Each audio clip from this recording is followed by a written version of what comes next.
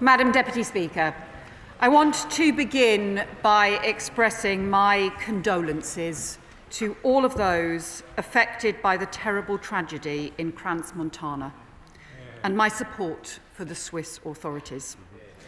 The British Embassy has been supporting the family of Charlotte Nidham, who was educated in Hertfordshire and in North West London. And I can confirm that yesterday Charlotte's family were given the devastating news that her remains have now been identified. Charlotte was just 15. The whole house will be thinking of her and her friends and family now. Madam Deputy Speaker, let me turn to Venezuela. Over the weekend, the US conducted airstrikes on a series of Venezuelan targets and confirmed that it had captured Nicolas Maduro and his wife, Celia Flores. They have been indicted on narco-terrorism, drugs, smugglings and weapons charges. I can confirm to the House that the UK was not involved in these operations. UK policy on Venezuela has long been to press for a peaceful transition from authoritarian rule to a democracy which reflects the will of the Venezuelan people and maintains security in the region and is in line with international law. That remains our position and our determined view about what must happen in Venezuela now. And over the weekend, I discussed this with Secretary of State Marco Rubio, and the UK government is in close contact with our international partners on this issue. The first duty of government is the safety and security of our citizens, and my department is working tirelessly to ensure the safety of British nationals. Over the weekend, I spoke with the UK Chargé d'Affaires in Caracas, and all our embassy staff are safe and accounted for and are working to support the approximately 500 British nationals in Venezuela. Our travel advice currently advises against all travel to Venezuela, and British nationals in Venezuela should closely follow our travel advice, which will be kept up to date. Madam Deputy Speaker, we should be under no illusion as to the nature of the Maduro regime. A once functioning democracy has become a hub for very dangerous organised criminal gangs. Corrupt links involved Iran, with Hezbollah increasingly present in recent years, as well as malign support from Russia. And a regime which has facilitated illicit finance, sanctions evasion and organised criminal activity, including narcotics trafficking and illegal gold trading. That undermines the security of the whole region, including UK overseas territories, as well as the United States and other regional partners. The country has been driven into economic ruin with an 80% drop in their GDP in a decade. Over 8 million people have left, causing instability elsewhere in the region. And we have seen Maduro's regime systematically dismantle democratic institutions, silencing dissent and weaponising state resources to maintain power through fear and corruption.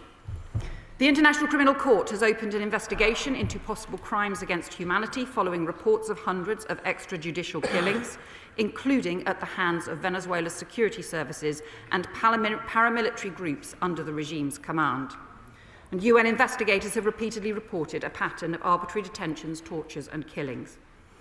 In July 2024 presidential election, millions of Venezuelans voted, but the official results have never been published.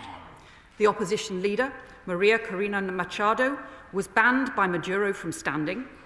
International observers cited basic failures of election integrity, and independent tallies covering 80% of polling stations showed a clear victory for Edmundo Gonzalez, and yet Maduro claimed victory.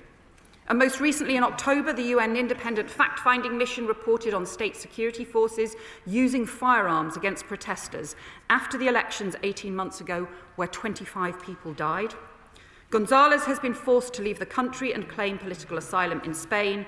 Machado was forced into hiding for her own safety and had to be spirited out of the country to receive her Nobel Peace Prize in Norway last month.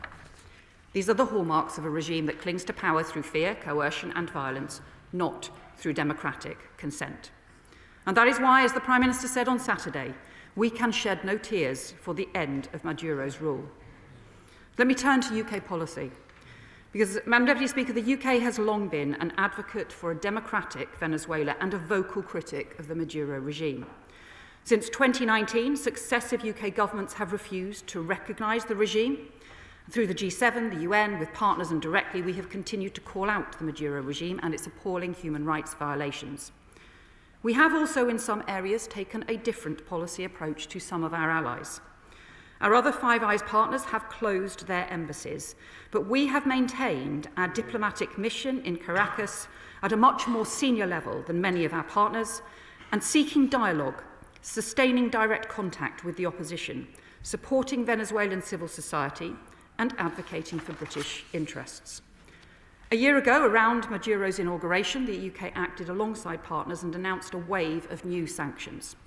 We targeted 15 individuals, including judges, senior ranking officials in Maduro's regime, responsible for undermining democracy, the rule of law, and human rights violations. And we have imposed sanctions on individuals, but not on sectors of the economy. And we have not supported or been involved in blockades or strikes against drug boats. We have continued to directly promote the interests of the British overseas territories, who need to see stability in the region. And of course, throughout, we have promoted and maintained support for international law. Commitment to international law, as the Prime Minister set out on Saturday, is immensely important to this government. Those principles guide the decisions that we make and the actions we take as part of Britain's foreign policy. That commitment to international law is part of our values, is also strongly in the UK's national interest. And our manifesto talked about a foreign policy that is progressive and that is also realistic, engaging with the world as we find it in the interests of UK security, prosperity, and our values. That means upholding international law and defending democracy, and it means confronting the complex, evolving, and hybrid threats that we and our allies face in the world today. And those principles and values also guide the conversations that we have with our allies across a range of issues where we agree and disagree. And in my discussions with Secretary Rubio, I raised the importance of complying with international law, and we will continue to urge all partners to do so at every stage. It is, of course, for the US to set out the legal basis for their actions, and the UN Security Council is discussing Venezuela this afternoon. These issues will continue to be matters for international discussion. I discussed with Secretary Rubio what should happen next, and our continued commitment to a transition to a peaceful and stable democracy. Our collective immediate focus must be on avoiding any deterioration in Venezuela into further instability, criminality, repression, or violence. That would be deeply damaging for the people of Venezuela, our own overseas territories, our allies, and in the US and other regional partners. The UK has long been clear that the leadership of Venezuela must reflect the will of the Venezuelan people. So the international community must come together to help achieve a peaceful transition to a democratic government that respects the rights and will of its people. That must mean action on the economic crisis, the release of political prisoners, the return of opposition politicians, an end to political repression, respect for human rights, and plans for the holding of free and fair elections. And I urge the acting President, Delcy Rodriguez, to take these steps forward because the people of Venezuela have a right to decide their own future. The US Secretary of State and I discussed the particular role that the UK can play to support a peaceful democratic transition and stability. Because drawing on our embassy in Caracas and on the work that we have done over many years to build up relationships and dialogue with Venezuelan opposition parties and with the current authorities and regime, and of course, our relationship with the US. To that end, I have also spoken today with Venezuelan opposition leader Marina Corina Machado, and her unwavering fight for democracy, human rights, and the rule of law in Venezuela and against oppression is inspirational, and we will keep in touch over the days and weeks ahead. Finally, Madam Deputy Speaker, let me turn briefly to another matter. The House will have seen recent comments from the United States and from Denmark regarding Greenland. Let me be very clear on the UK position. Greenland is part of the Kingdom of Denmark. Our close European partners, our long-standing NATO allies, and all our countries work closely together on security issues and will always do so. The future of Greenland is a matter for the Greenlanders and Danes and no one else. I commend this statement to the House. I call the Leader of the Opposition, Kemi Badenoch. Thank you, Madam Deputy Speaker. And I would like to start by associating myself with the condolences expressed by the Foreign Secretary about the awful tragedy in Crans, Montana. And I also would like to thank her for her statement on Venezuela. Although I am disappointed that it is not the Prime Minister delivering this statement, because many of us in this House and beyond want to know how he is going to respond to this situation. Madam Deputy Speaker, Nicolas Maduro was a tyrant who criminally abused the Venezuelan people and destabilized the region. It is no surprise that there is jubilation on the streets because Venezuelans remember what their country was like before it was ravaged by years of socialist dictatorship. For years, the Conservative government refused to recognize the legitimacy of Maduro's horrific regime of brutality and repression, and we were pleased to see the Labour government follow suit. However, Madam Deputy Speaker, we are in a fundamentally different world. The truth is that while the likes of China have been strategic and aggressive in strengthening their influence across the world, including South America, the West has been slow. Foreign policy should serve our national interest. It should be about keeping Britain safe. We should be clear-eyed. The United States is our closest security partner. We must work with them seriously, not snipe from the sidelines. We on this side of the House understand why the US has taken this action. As the Foreign Secretary said, UK policy has long been to press for a peaceful transition from authoritarian rule to a democracy. That never happened. Instead, Venezuelans have been living under Maduro's brutal regime for many years. The US has made it clear it is acting in its national interest against drug smuggling and other criminal activity, including potential terrorism. So we understand that. However, we do have concerns about what precedent this sets, especially when there are comments made about the future of Greenland. It is important that the United Kingdom supports its NATO ally, Denmark, which has made it categorically clear that Greenland is not for sale. So I welcome the Foreign Secretary's remarks in that regard. What is critical now is the stability of the region and the wider world. It is important that we listen to those who have been risking their lives for freedom and democracy in Venezuela. Opposition leader Maria Corina Machado, when asked about US action, said that Venezuela had already been invaded by Iran, by Russia, by drug cartels, and Hamas and Hezbollah. It is clear that Venezuela had become a gangster state. I am pleased to hear that the Foreign Secretary has spoken to Maria Machado, but can she also update the House on whether the Prime Minister has spoken to President Trump? And I ask this because the government talks up its relationship with the US, but we keep finding that we are not in the room when big decisions are made. Madam Deputy Speaker, we should be under no illusions. A democratic transition in Venezuela will be far from straightforward. So when the Foreign Secretary speaks of democratic transition, what does that actually mean to the government in practice? And can she also set out what happens to the UK's Venezuela sanctions regime now? In a world changing as it is, we must be serious and responsible about our security and standing. We know what the President of the United States strategy is. His government set out its national security strategy last year. The US is acting in its national interest. We need to do the same. We should be working to protect the rules-based order, and we should be standing up to hostile actors that want to undermine us. But what is our government doing instead? Giving away the Chagos Islands and paying £35 billion for the privilege with no strong legal basis to justify this. Last year, the Defence Committee warned that the UK was not adequately prepared to defend herself from attack. The government is still stalling on defence spending. Conservatives want to see spending increase to 3% of GDP. We want to see spending increase to 3% of GDP by the end of this Parliament, given the changing world. Why has the government not matched that commitment? It has never been more important for the UK to have a coherent foreign policy strategy. Right now, Labour doesn't have one. If they do, we'd like to hear the Foreign Secretary tell us what it is, because I didn't hear anything remotely sounding like that in her statement. Let us be honest, Madam Deputy Speaker. Old strategies will not work. We are living in an increasingly dangerous world. The axis of authoritarian states seeking to undermine us respects just one thing: strength. Britain must be ready and willing to defend our own interests, to protect ourselves from those who would undermine us, to protect the unity of the Western Alliance, and to support democracy and freedom around the world. Yeah. Foreign Secretary.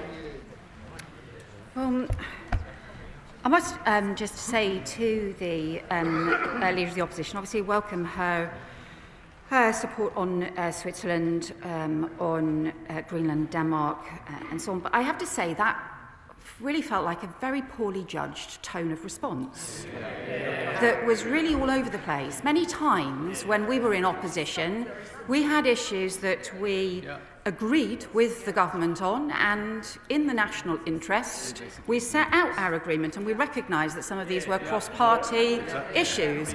I actually suspect that had the Shadow Foreign Secretary have made that response to our statement, she probably would have done that. And in fact, on the different issues that she talked about on Venezuela, she seemed to agree with us that the Maduro regime has been deeply damaging, corrupt, and deeply destructive, and therefore it is that no one should shed any tears for it going. She also, I think, implicit when she talked about the rules-based order, recognised the importance of precedents, of the importance of international law, and also the complexity of the world in which we face. And she also said that she thought we should show support for Denmark and for Greenland. So, in fact, I could not see a single detailed thing that she disagreed with in that response, except for the fact that she seemed to want to express opposition for opposition's sake.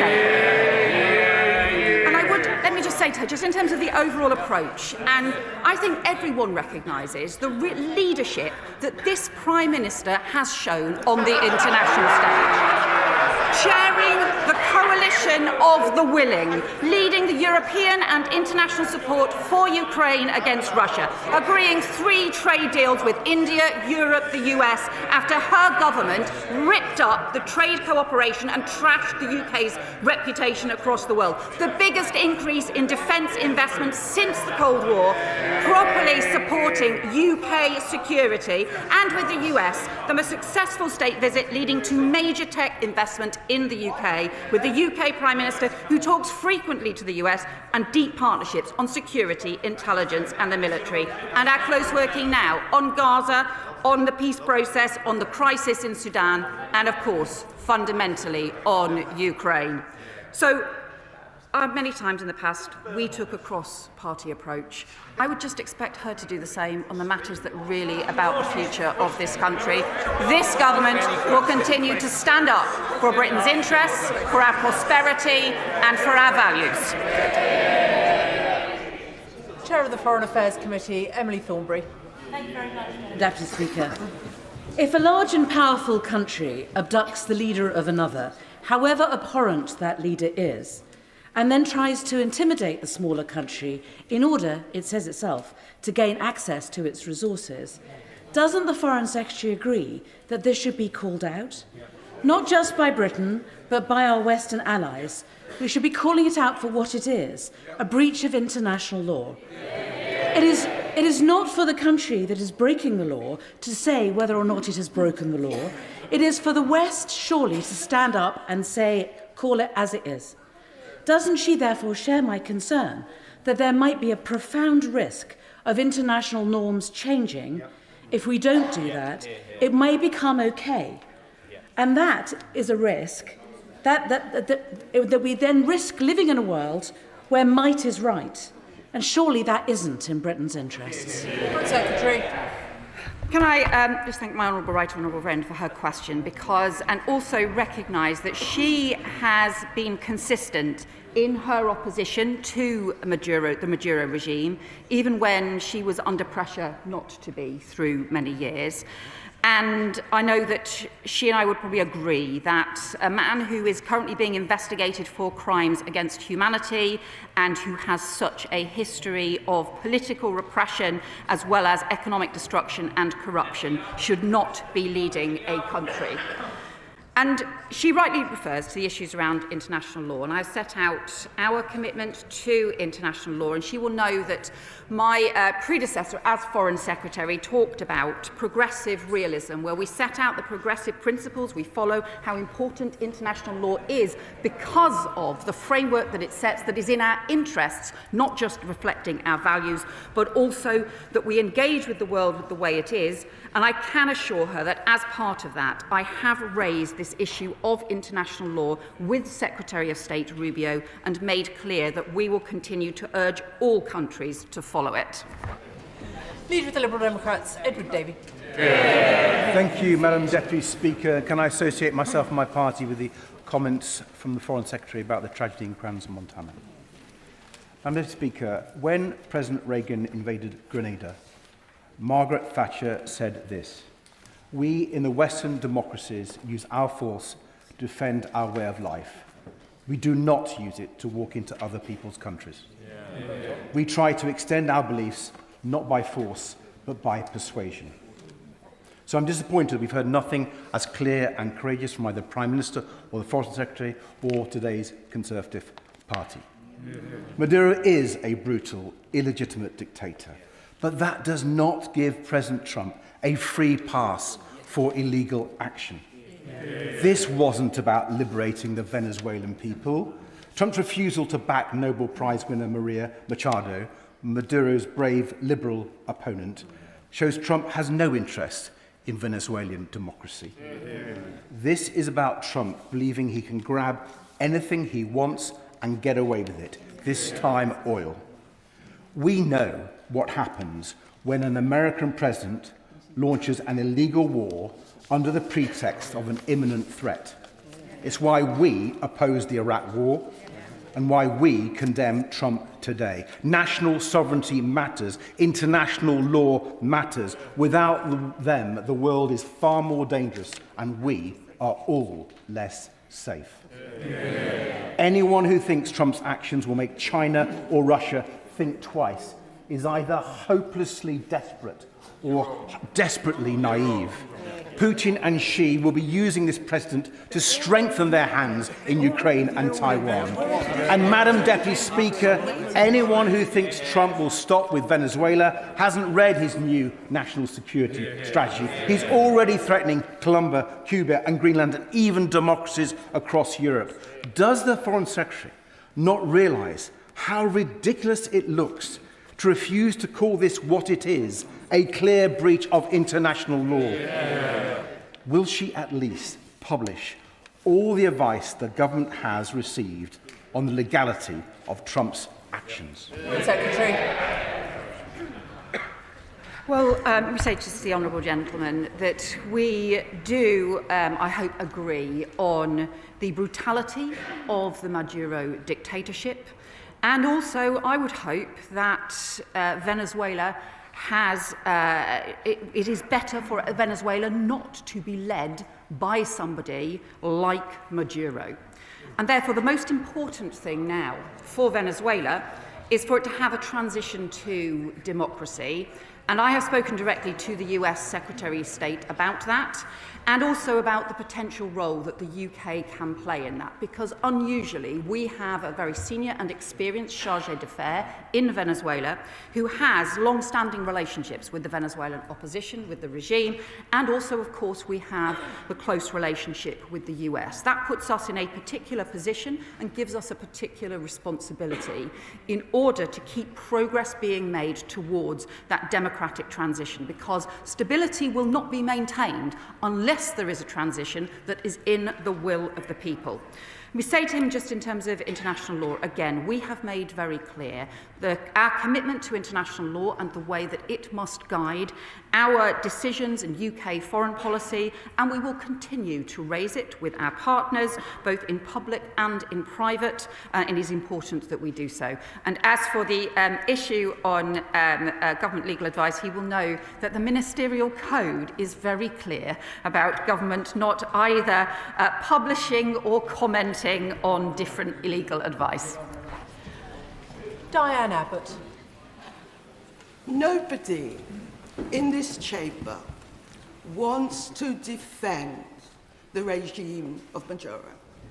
But what some of us want to do is to stand up for the importance of a rules-based international order. And I might add, because my parents were born overseas, I take the question of national sovereignty extremely seriously. And you cannot have a situation where a country, because it is bigger and stronger, walks into a smaller country, snatches its political leadership, whatever you think of that political leadership, but snatches its political leadership, helicopters it out, and puts it on a show trial in an outside country. That cannot be something which this government is prepared to support. And let me add, I know that, the opposition are blithe about what Trump is doing.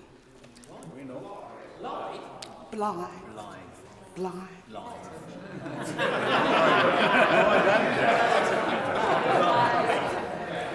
I know the opposition are blithe about what Trump is doing, but let me say this. There will be countries that will look at Trump's attitude and carelessness to issues of sovereignty, and they will think, what happens if they have that threat? Who will be willing to stand up for them? Who will be willing to stand up for their national sovereignty? As far as I have heard thus far, it won't necessarily be our ministers. And there will be individuals. Order. The Right Honourable Lady must get to a question shortly, please. Question is, what would the Foreign Secretary say to British voters, ordinary British voters, not particularly left-wing British voters, that do not understand why a British Prime Minister is not willing to stand up for an international rules-based order and is not willing to defend national sovereignty? Well, what I would say to my right honourable friend is that the support for a rules-based international order and for international law is a central part of our foreign policy and the decisions that the UK government makes and the actions that we take. There is an approach which says that, look, this is a new world of great power politics and spheres of influence and which rejects the role for the international law. That is not our view, not only because we believe this is right, it is part of our values and part of our progressive values, but also because it is in UK interests as well to do so. It's why we believe not just in the UN Charter, but also more broadly in international law and a rules-based framework as well. But it's also why we believe in rules-based alliances and the maintenance of those alliances. And contrary to the approach of the sort of great power strategic hemispheres, we believe in the transatlantic alliance and the NATO alliance. That is why we're taking such a strong position on Greenland and Denmark, but it is also why we work with close allies and talk to them on many issues privately as well as publicly. Father of the House, Sir Edward Lee. At the end of the Foreign Secretary's statement, I'm no wiser as to whether the government approves this action and believes or does not believe that whether it breaks international law. Now, the Prime Minister is such a devotee of international law that he's not prepared to defend our own borders from the small boats and take the necessary action. Correct. Why is it that there's one law for the American president doing what is right for his country and defending his country, but there's a different law from us? So the simple question is, does the government believe this breaks international law? Does it approve this action? Foreign Secretary. Well, I think, as I said in my statement, as the Prime Minister said on Saturday, there can be no tears shed for the Maduro regime and the damage that it has done over many years. It is for the US to set out the legal position behind their actions. We were not involved in those actions. We continue to be guided by international law in our approach, and we continue to work now for the most important urgent issue to get transition to peaceful democracy in Venezuela. Richard Bergen. Thank you, Madam Deputy Speaker. It was the Prime Minister that decided to disregard the United Nations Charter when it came to Trump's bombing, killing and kidnapping of a head of state. I think it speaks volumes that the Prime Minister has chosen not to come to this House to explain his decision. The reality is this: if it were Putin doing this, the Prime Minister would not be saying, oh, it's up to the Russians to decide whether or not this is legal. But this is exactly what the Prime Minister has said in relation to Trump's disgusting attack on Venezuela. Isn't the reality that the Prime Minister is willing to ditch international law and sidestep the United Nations Charter in order to appease Donald Trump? And doesn't this cowardly, craven approach drag this country's reputation through the dirt? Yeah. Secretary. Well, I just say to the honourable member, I do find it hard to not remember his support and welcoming for the Maduro regime, a regime which is currently being investigated for crimes against humanity. Sir Jeremy Hunt. Most people's view of Maduro's capture will be good riddance, and I would have liked the government to be more categoric in supporting US action in removing an illegitimate and evil dictator. But if the new US approach extends to the annexation of Greenland, the sovereign territory of a NATO member, it could mean the end of the alliance with disastrous consequences. So how much planning is going on at the Foreign Office to actually make sure such a disaster doesn't happen? We understand that discussions between allies have to be in private, but what it looks like from the outside is that Europe is weak and divided. So can she reassure the House the right conversations are happening and we are not just hoping for the best? Foreign Secretary. Well, let me just reiterate our strong support for the Greenlanders and for Denmark. Greenland is part of the Kingdom of Denmark, and it is the future for Greenland is for them to decide, not for anybody else, notwithstanding any of the things that we have heard the US say or others say as well. We are very clear about that, and I have raised this issue internationally, and we will continue to do so, but we are very firm in our view on this point. Phil Brickell. Thank you, Madam Deputy Speaker. My constituents don't mourn the removal of Nicolas Maduro, who oversaw violent repression of his own people, a fraudulent presidential election and horrific human rights abuses for many years. But they are alarmed about the unilateral regime change sought by the Trump administration in order to access Venezuelan oil resources. Two wrongs don't make a right. So what measures is the Foreign Secretary taking to support opposition leaders, including 2025 Nobel Prize winner Maria Corina Machado? Foreign Secretary. Well, our country has particularly strong relationships with the Venezuelan opposition as a result of the work of our charge d'affaires and the work of our embassy in Venezuela that we have maintained when other countries have not. As I have said, that does put us in a particularly significant position in terms of being able to support a transition to democracy. That is what we have always argued for, to get that transition to democracy. It is exactly why I have spoken to Maria Corina today, and why we will keep in close touch in order to be able to recognise their call as a first step for the end to political repression in Venezuela. That must happen. Edward Morello. I will not mourn the passing of the Maduro regime, but I will mourn the passing of the rules-based international order. If we accept the premise that a big power country can do what it wants without any ramifications anywhere in the world, then we accept the behaviour of Putin over the last 2 decades and the behaviour of Xi Jinping in the future. We cannot allow it to stand.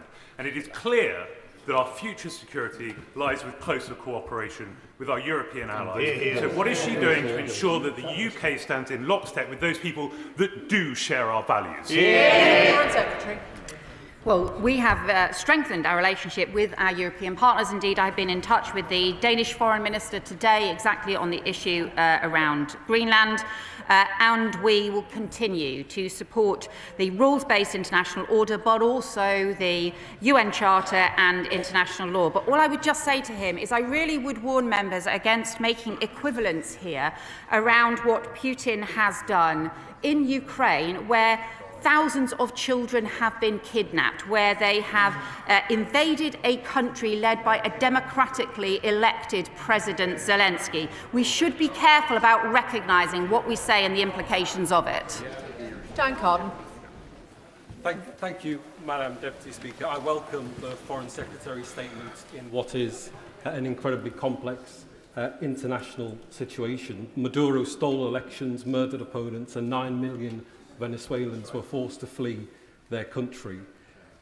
Venezuelans will be both fearful and hopeful for the future. But this episode shows the US shift to the Western Hemisphere, leaving European security more exposed, and US willingness to interfere in foreign states with serious implications for our NATO ally Denmark.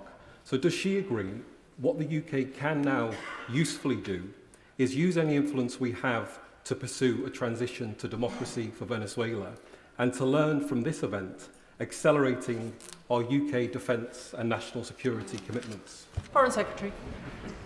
My honourable friend is exactly right about both the fear and hope felt by many people in Venezuela. That is the views that we have had reflected back to us as well over the weekend too. And that is why we are certainly doing everything we can in the unusual position that we are in, given our experience and relationships, in order to promote and support that transition to a democracy. I do also agree with him about the importance of us increasing our defence investment. It is why we have now the biggest increase in defence investment since the end of the Cold War. Sir John Whittingdale. Thank you, Madam Deputy Speaker.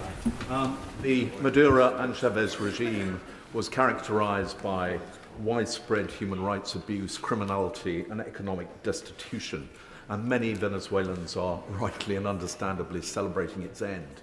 But I have to say to the Foreign Secretary that after over half an hour, it is still not clear whether the UK government actually agrees with what has been done. She referred to the discussion taking place in the UN Security Council at the moment. Can she say what the position of the UK will be at that meeting? Foreign Secretary. Well, I set out our position at the beginning of the statement, which is that we supported and have long supported a peaceful transition to a democracy from an authoritarian regime. We shed no tears for the removal of Maduro, but we also want to see the establishment of a democracy and a transition, a peaceful transition to a democracy, which we do not yet have in Venezuela. That is what we will work towards, and we will always argue for the upholding of international law. Members will be aware that there are very many of you wishing to contribute to this statement. There's another statement to come and an important debate later. Please, can I encourage you to make questions short? Tan Singh Desi. Thank you very much. Madam Deputy Speaker, whether it's Venezuela, Greenland, Ukraine, Palestine or Taiwan, the UK government is right to champion international law, but we must face facts. The global rules-based order is crumbling before our eyes as increasingly nations disregard those rules and national interest trumps long-standing alliances. And in this new era of strongman politics, whether we like it or not, military strength is the ultimate guarantor of our security and sovereignty. So, Secretary of State, what steps are the government taking to accelerate investment in defence and send a clear signal so that we are respected by both friend and foe globally? Foreign Secretary. Well, my honourable friend is right to say, and I said in a speech just before Christmas, that the global rules-based order is under pressure from different directions. However, we believe it remains important. It is particularly important, and it is in our interests and the nature of our country and history. It is in our interest, but it is also a fundamental part of our values. And we believe that the international law and the rules-based order are fundamentally a foundation for peace and security across the world. We do have to engage with the world as we find it, not as we would like it to be. That does mean continuing to advocate for international law, both with people right across the world, including directly with our allies, but it also means increasing our investment in defence, because fundamentally protecting our national security has to be the most important priority for the government. Tom Tugendhat. Thank you, Madam Deputy Speaker. Surely the real story coming out today and over the last few days is the revelation that we should all have known that this country has opted out of protecting in the international rules-based system. We have not significantly invested in defence, and even the commitment that the Foreign Secretary speaks of does not keep pace with defence inflation. So doesn't this really reveal a simple truth? That, as the Prime Minister revealed on Sunday, he hasn't even spoken to the American President. The Americans did it without us because the Americans don't give a damn what this House thinks. Foreign Secretary. I guess I would just have to ask, who was it who didn't significantly invest in defence over the last 14 years? It's this government which is substantially increasing investment in defence and also chairing the coalition of the willing and also showing leadership on the international stage as well. And what has struck me, becoming Foreign Secretary and having discussions with governments all across the world over the last few months, is how much those governments are saying how welcome it is that Britain is back. Nick Smith. Madam Deputy Speaker, Maduro was an illegitimate president. From Caracas in the New York Times today, Colette Capriles describes a struggle for survival, a primitive capitalism, a web of bosses, private loyalties, corrupt practices, and institutional ruins that replaced public life in Venezuela. So can I ask the Foreign Secretary, what can the UK do to support the development of strong civic institutions there that can help build a new Venezuela? Foreign Secretary. My honourable friend is exactly right, because, look, there is a real risk of instability in Venezuela now, and building civil society, giving people in Venezuela the hope rather than the fear now, ensuring there is stability, but also building up capacity, working with opposition parties and with other organisations is now going to be crucial. That is something we are strongly advocating for. It is something that I have discussed with the US Secretary of State and said that we will continue to make a priority based on the work that our excellent Charge d'Affaires has been doing over many years, but now we need to do it extensively, including in discussion with opposition parties. Pete Wishart. It's hard to find an occasion when a British Prime Minister has looked so irrelevant and spineless on an era-defining international issue as this one does on this occasion. We are witnessing an existential threat to the international rules-based order, and the Prime Minister can't even rouse himself to give it even the meekest of defences. France, Spain, Brazil, Mexico and the UN Secretary-General have all been clear that the Trump administration has violated international law. When will the Prime Minister and the Foreign Secretary find their voices and join that chorus of condemnation? Foreign Secretary. Well, what I would say is the Prime Minister's response has been very much in line with the leaders of countries not just across Europe, but across the world as well. And we continue to stand up for and highlight the importance of international law, but also to focus on the realities in Venezuela, where there has been huge damage done over a long time, including with the interference by Iran and by Russia in Venezuela as well, and to focus on what should be all of our priorities now, which is getting a democratic transition for Venezuela. Lizzie Collins. Thank you, Madam Deputy Speaker. We speak today from the heart of our democracy, where power transfers peacefully according to the will of the people. So I thank the Foreign Secretary for her statement. And does she agree with me that democracy is the right of all people, no matter where they live? And does she further agree with me that it's for Venezuelans to decide what their future holds? Foreign Secretary. I completely agree with my honourable friend, and the people of Venezuela have been denied that democratic right for far too long.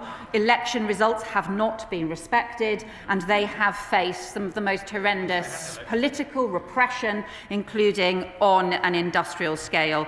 The July 2024 elections were clearly not respected, and the official results were never published. That is why we continue to work with to talk to the opposition parties and also to talk to others in Venezuela about the importance of getting that democratic transition in place. Sir Andrew Mitchell. Of course, Madam Deputy Speaker, quite a lot depends on what now happens. But Mr. Maduro stole the elections in Venezuela in plain sight. He is a narco-terrorist and has destroyed the lives of tens of thousands of American citizens and more widely, and made huge amounts of money out of it. Isn't the world a better place with him before the courts in New York? And in this case, do not the ends justify the means? Foreign Secretary. So I think that Venezuela is in a stronger position without Maduro leading them, especially given the horrendous human rights abuses, the huge damage to their economy as well.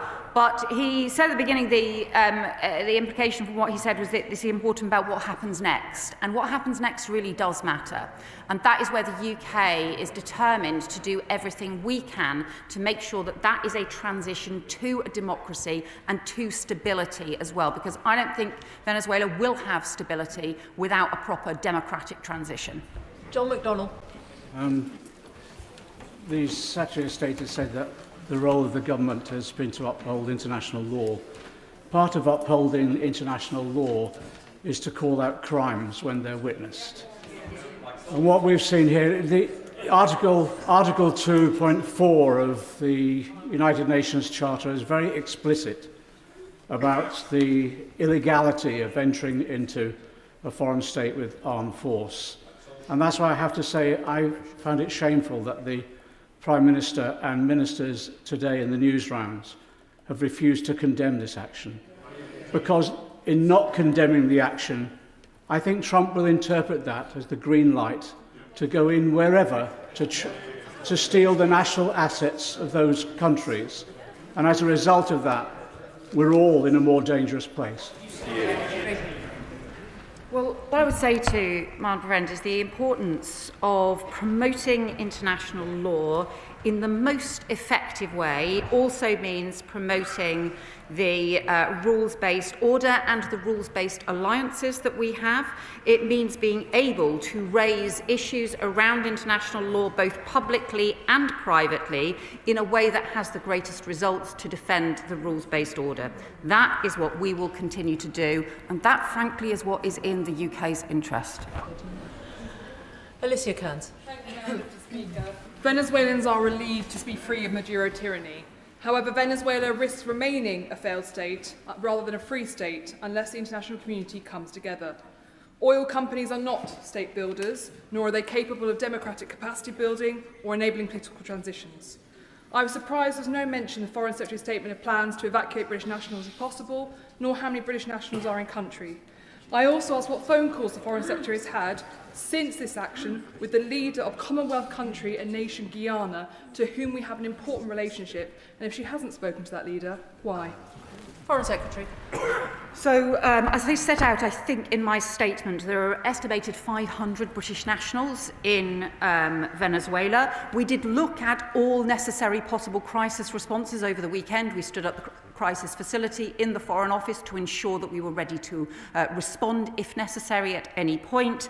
It did not go beyond the response that we did put out around changing travel advice, and over the weekend British nationals were advised to shelter in place while it was assessed what might be happening next. We have had some consular contact, but it has been very limited, and we have obviously been available to any British nationals who want our support, as we would continue to be.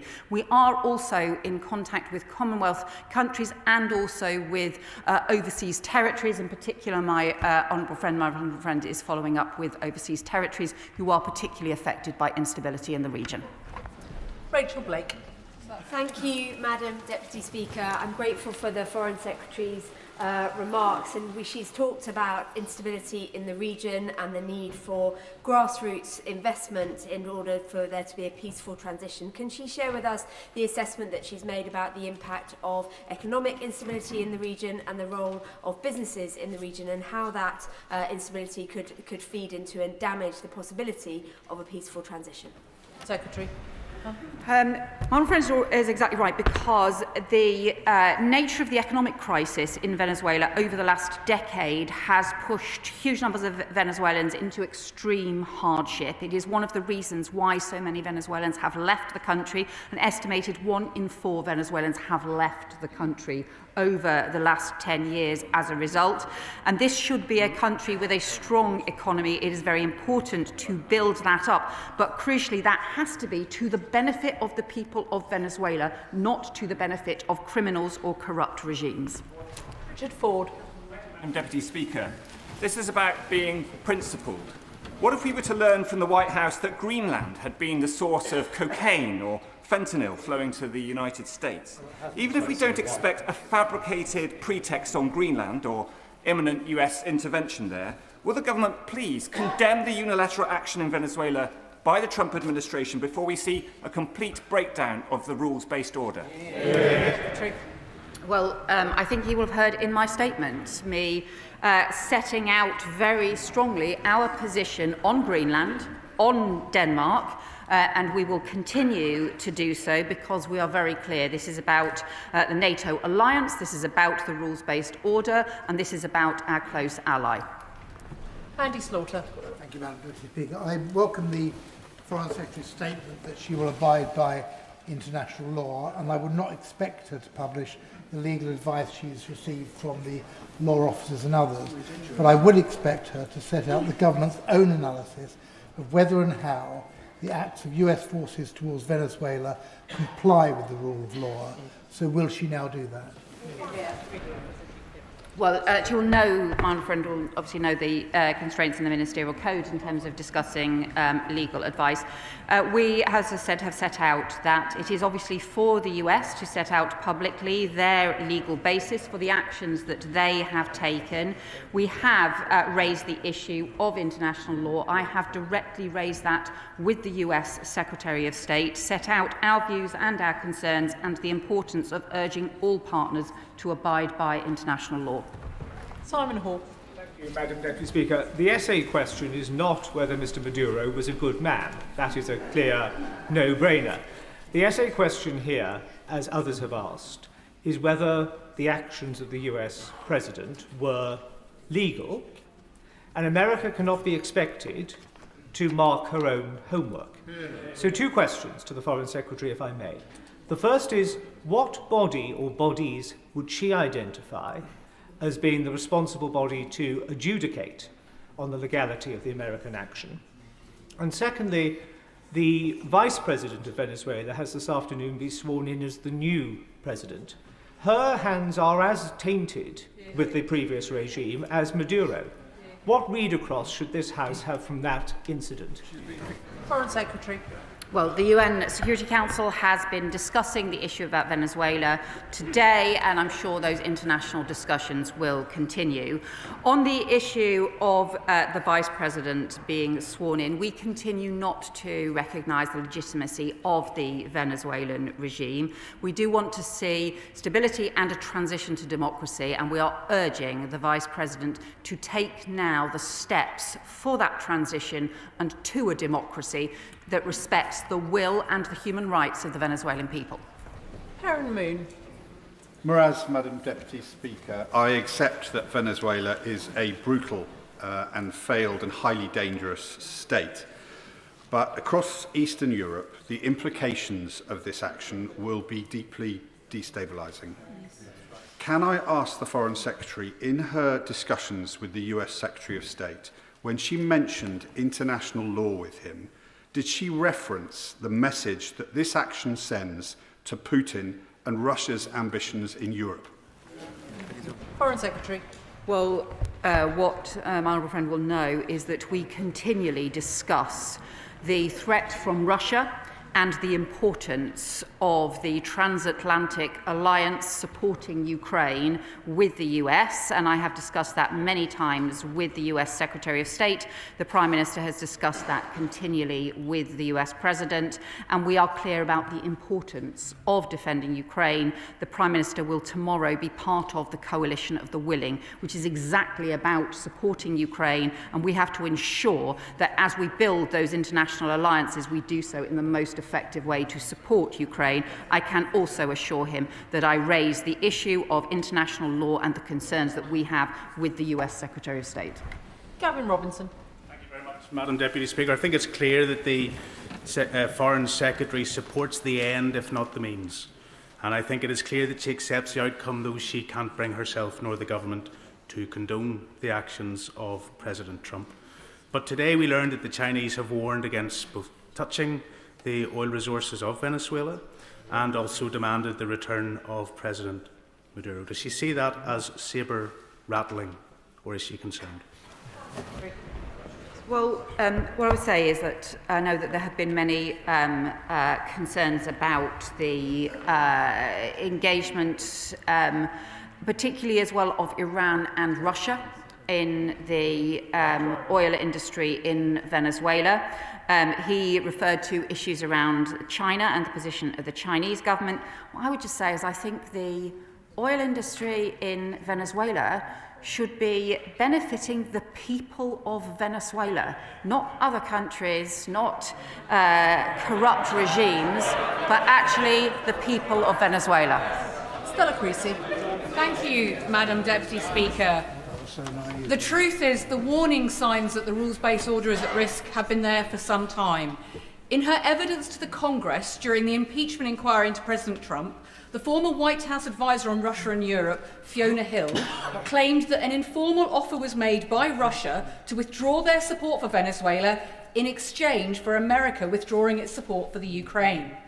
In the light of these events, will the Foreign Secretary confirm in her conversations with our American counterparts that this specific allegation has been raised and what response she had? Foreign Secretary. Well, I think we continue to have very important discussions with the US about Ukraine and about support for Ukraine, and many of those discussions have been about the security guarantees that the US would provide as part of a peace agreement for Ukraine. Those security guarantees involve the US providing that support, working with other European countries. That will continue to be a central objective of our foreign policy now. Sir Bernard Jenkin. Madam Deputy Speaker. To those who still harbour illusions about an idealised world of international rules which will be abided by all, shouldn't we just say, well, welcome to the real world, where might very often proves to be right, and we have to face the circumstances that we are in.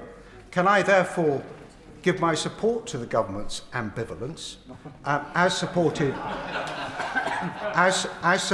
by my right honourable friend, who I think also rightly criticised the slow pace of rearmament, and that's all she disagreed with the government about. But can she now avoid blowing the bridges that we have with the United States and use that influence? And doesn't she agree it really would be stupid to slag off President Trump now when we want to have influence over what he does next? Foreign Secretary. Well, I think we just sort of address some of the bigger points that he's raising about the international rules-based order and the sort of global power politics.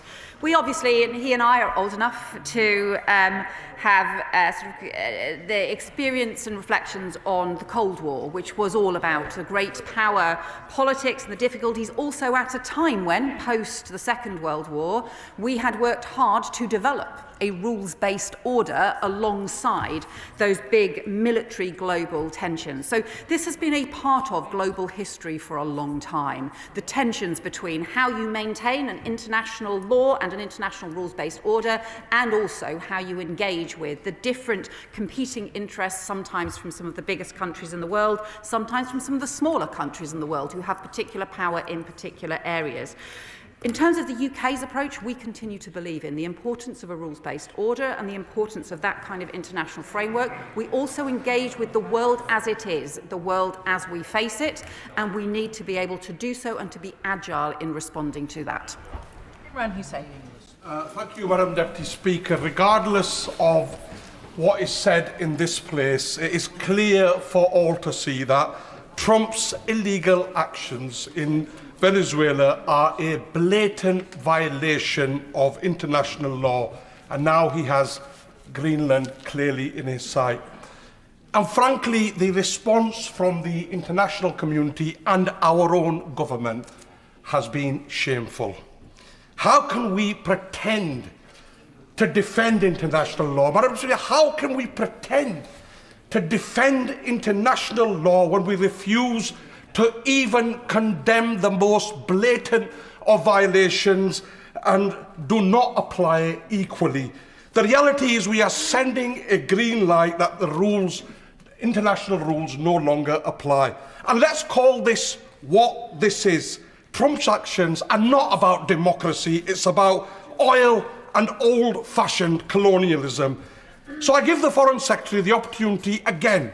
If she truly believes and wants to stand up for international law, she should stand up on that dispatch box and condemn these illegal actions. And if she does not, then she should admit... I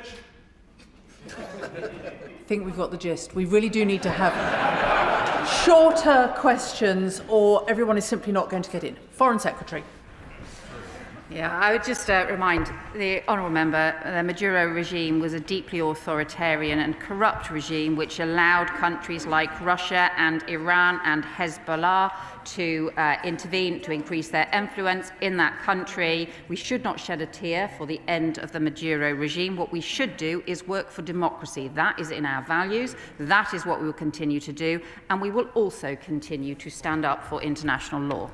Alistair Carmichael. Speaker, last time I saw this degree of agreement between the government and opposition frontbenchers in relation to foreign policy was in the run-up to the war in Iraq, and we all know how that ended. But can I welcome what the Foreign Secretary says about being clear that the leadership of Venezuela must reflect the will of the Venezuelan people? So when she spoke to Secretary Rubio, did she condemn President Trump's assertion that he should run Venezuela for the foreseeable future? Secretary. Well, I think what we've seen happen in practice is obviously the US do not have boots on the ground in Venezuela, and the Vice President has been sworn in. We are continuing not to recognise the Vice President as a legitimate regime in Venezuela and continuing to press for a democratic transition. I discussed with the US Secretary of State the importance of a democratic transition, the importance of working with the opposition, and also the role that the UK could play in doing that, because I think ultimately this has to be about making sure that the will of the Venezuelan people is respected. Sonia Kumar. Thank you, Madam Deputy Speaker. The United Nations Charter states, Article 2.4, all members shall refrain in their international relations from the threat or use of force against territorial integrity or political independence of any state. Yeah. Does the Secretary of State agree that even when a president lacks democratic legitimacy, any peaceful transition in Venezuela must be in the hands of their people and not dictated by foreign governments who must follow international law? I think the peaceful transition is essential. and it has to be to democracy, and it has to be about reflecting the will of the Venezuelan people. That is why I have spoken today to Maria Corina Machado, and that is what we will continue to press for, and our embassy in Caracas will continue to press for.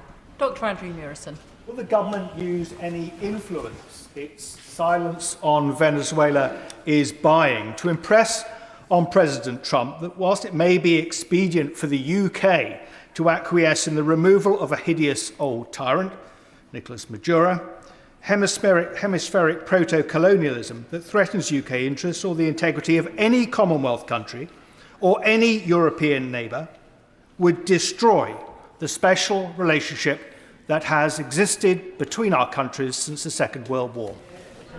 Foreign Secretary. So I think the honourable member is effectively referring to Greenland and to Denmark. Let me just be really clear. Greenland is part of the Kingdom of Denmark, and we have said so extremely strongly. We will continue to do so. The Prime Minister has said so today, and I have been in touch with the Danish Foreign Minister today. You will have seen the strong statements, not just from the Danish Prime Minister, but from other leaders, particularly across the Nordic states as well. This is immensely important to us. We are all NATO allies. We need to all work together. That is part of how we strengthen our security. Peter Prinsley. Thank you, Madam Deputy Speaker. So there is a central question here, which is simply put. If we do not condemn the American actions in Venezuela, what is to stop dictators around the world acting in a similar way against our allies and our interests? Does the Secretary of State agree that rules do matter? Foreign Secretary.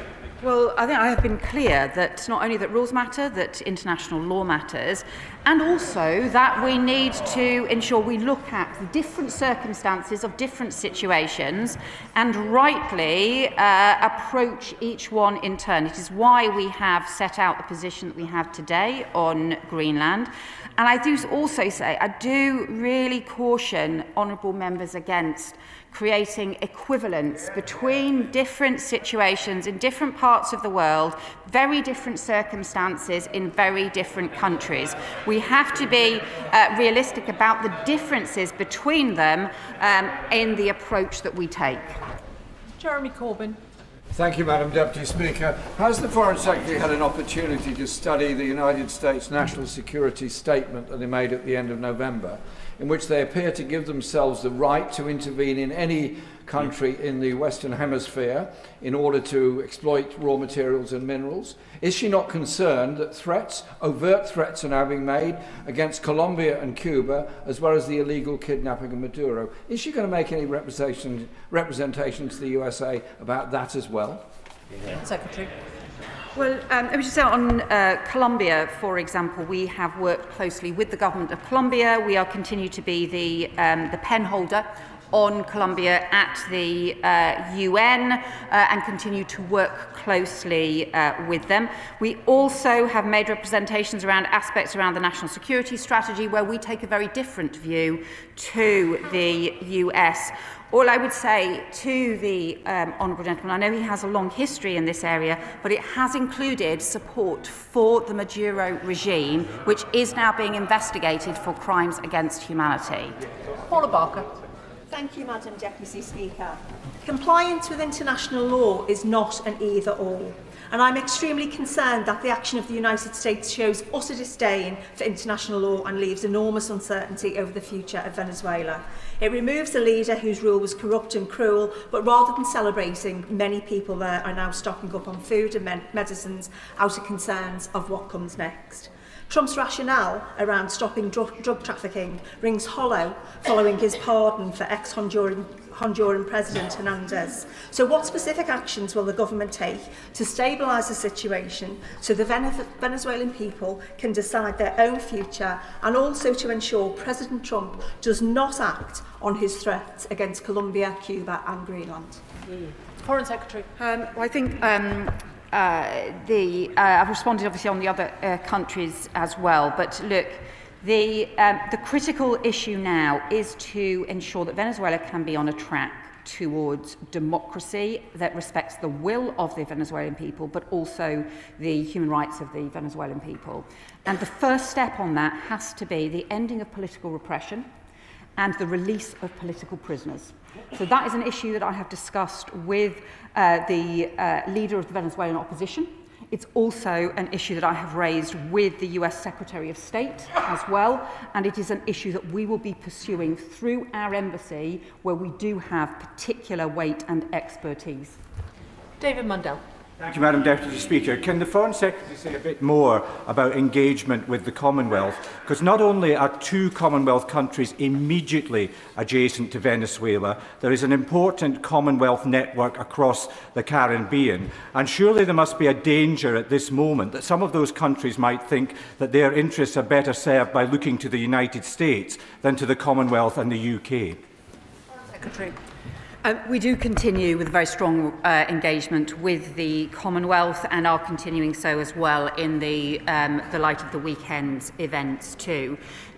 There are Commonwealth countries and also overseas territories that have been heavily affected by the instability in the region, including the instability driven by the Maduro regime, the scale of the narco-trafficking, but also and the criminal gang operations, and also the scale and pace of migration as well, that has been very destabilising. We are engaging with them as well to be able to work with them on ensuring that there can be stability in the region, because that is in everyone's interests. Kirsten Sullivan. Thank you, Madam Deputy Speaker. There can be no question that it's for the people of Venezuela to choose its future, and for the international community to support democracy and uphold international law. Whilst there's no denying the illegitimacy and brutality of Maduro's regime, does she share my fears that such unilateral action sends a dangerous message to despots and tyrants throughout the world that might is right, and it endangers peace and democracy throughout the world? So I think we obviously have to keep in mind this was an authoritarian dictator who is being investigated by the International Criminal Court for crimes against humanity. And therefore, that is why the Prime Minister said we will shed no tears for the removal of Maduro. But we also believe in the international rules-based order and in the importance of countries respecting that, and we have raised that with the US. Richard Tice. Thank you, Madam Deputy Speaker. Maduro was an enemy of the West, and whilst there is disagreement in this House about the means, I think there is much agreement that actually the Venezuelan people are better off without Maduro. But can I ask the Foreign Secretary to comment more about the constructive influence that the UK and other Western allies can have to ensure an early return for the Venezuelan people to a democracy? Foreign Secretary. Well, I think the most important issue now is to ensure that Venezuela can be on that track to democracy. That means there has to be stability right now. We need to prevent further instability or criminality, but also means that starting with the end to political repression, the release of political prisoners who are held across Venezuela, those are some of the things that opposition parties are calling for as the urgent first steps. Those are the things that the UK will press for, and we will press for directly in Venezuela and in our relationship with the US as part of this process going forward. Matt Weston. Madam Deputy Speaker, there's clearly no question about the illegitimacy of Maduro's presidency, but there are questions about President Trump driving a coach and horses through the global rules-based order. How should we, the UK, now view the United States national security strategy in the light of this recent action?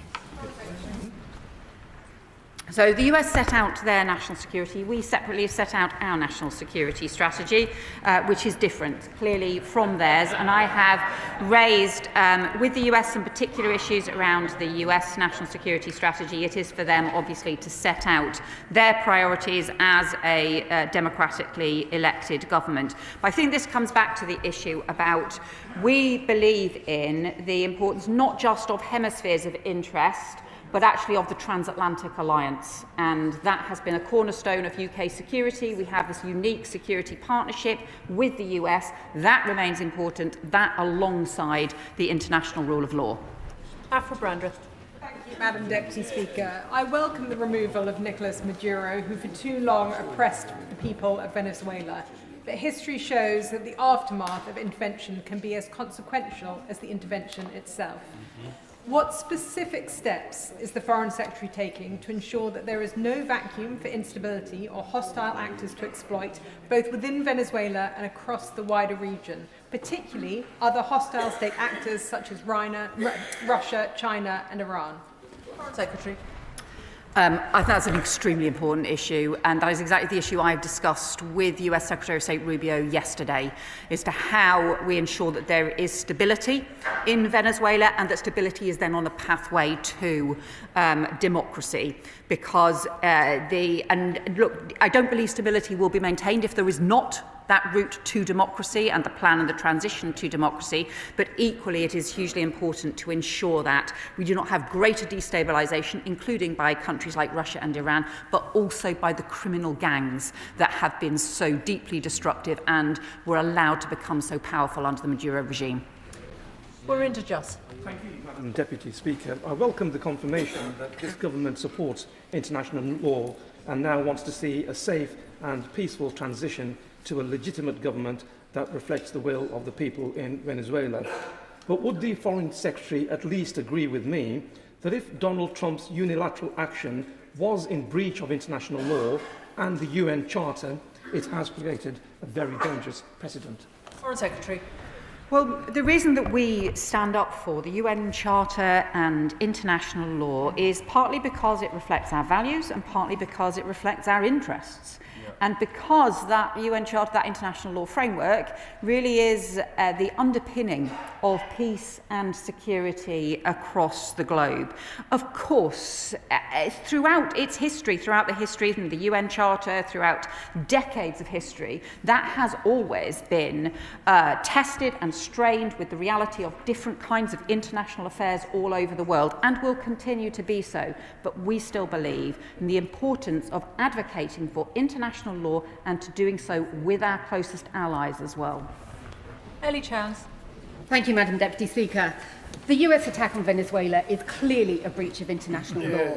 Now, of course, Maduro's violent, repressive regime must be held accountable, but the Venezuelan people need and deserve international support that upholds international law, not the unilateral, unlawful US oil imperialism that we've seen.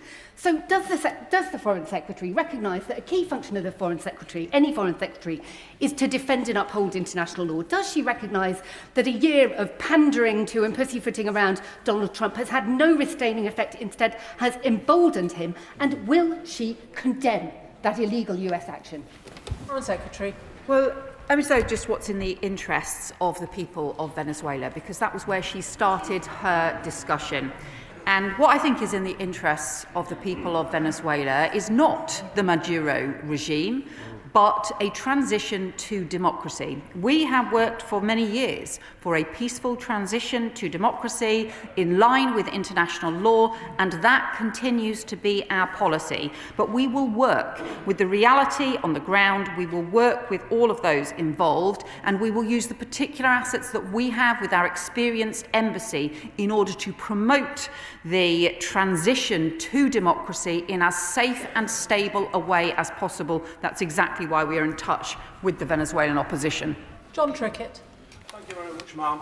And can I say there were 3 conditions which the Foreign Secretary set to judging the transition: that it be peaceful, that it be complying with international law, and that it had the support of the Venezuelan people. All of those 3 conditions were broken by a lethal attack by a foreign power, planned not in Caracas but in Washington, and in breach of the UN Charter. But can I ask the Foreign Secretary to turn her mind for a second to advise the House on her reaction to the President's idea that he's going to seize the Venezuelan oil and turn Venezuela's state into a colony?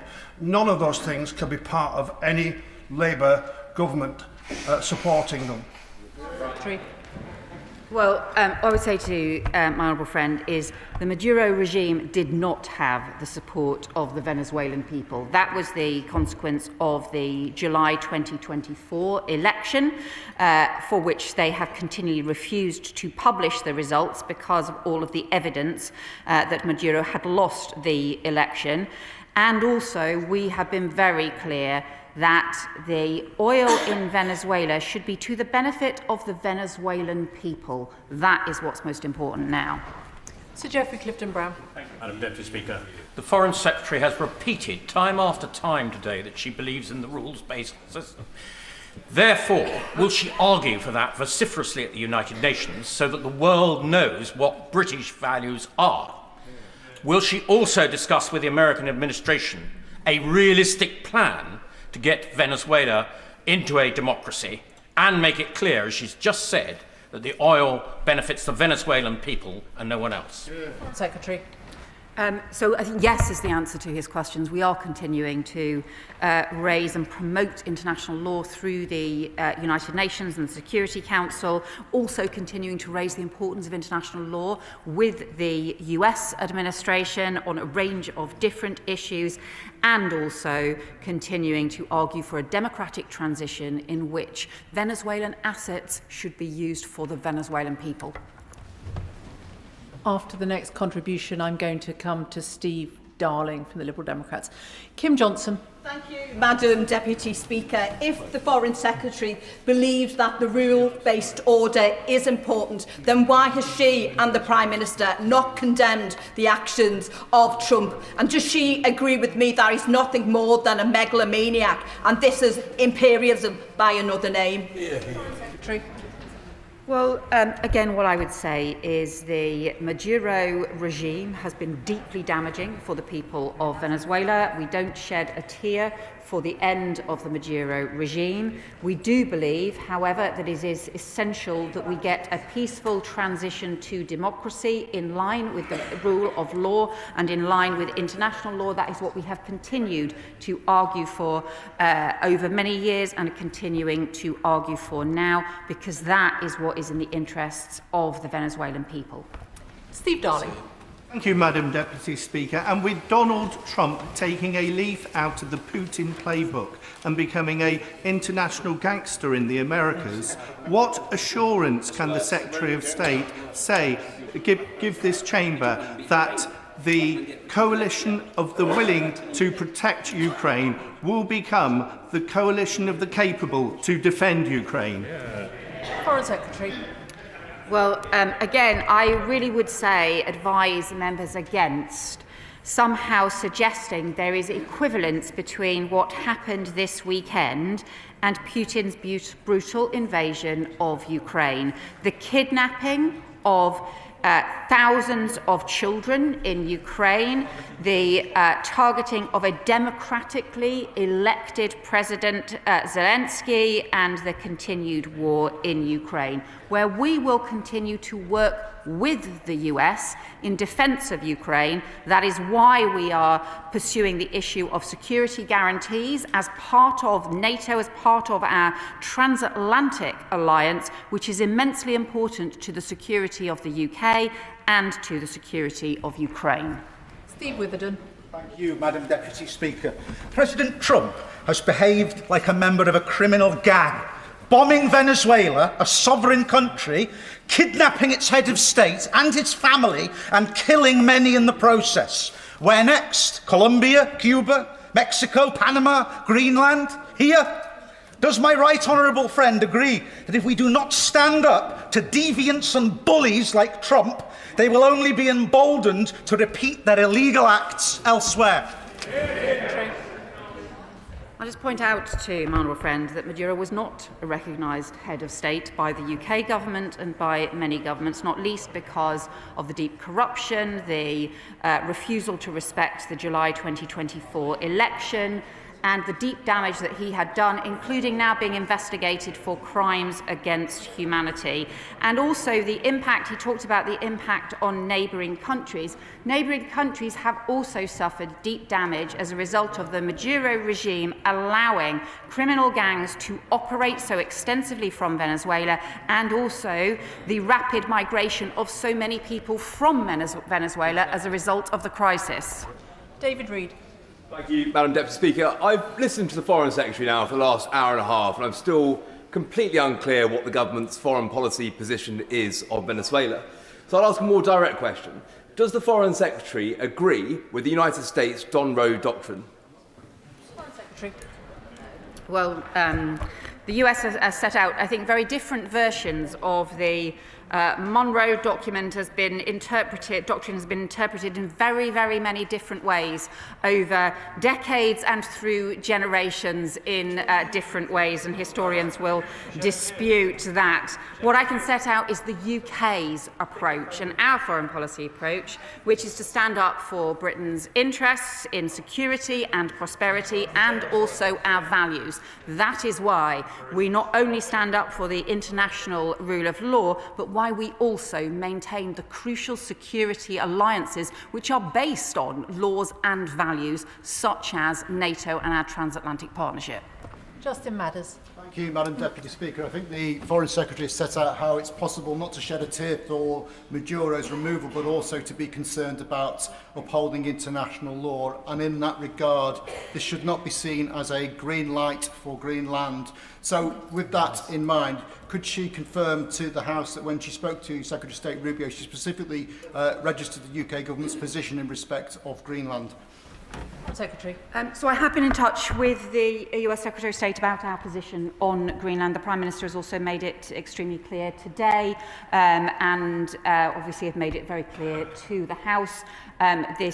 We feel this very strongly. It is important that Greenland is part of Denmark, and also that the future of Greenland is for the people of Greenland and nobody else. Ben Lake. Like the Foreign Secretary, I shed no tears for the fall of the Maduro regime. However, I do fear for the precedent that President Trump's actions have set over the weekend. Can I ask Foreign Secretary for an assessment for global stability if dictators and despots across the world take a very simple lesson from the US's actions this weekend, that might is right?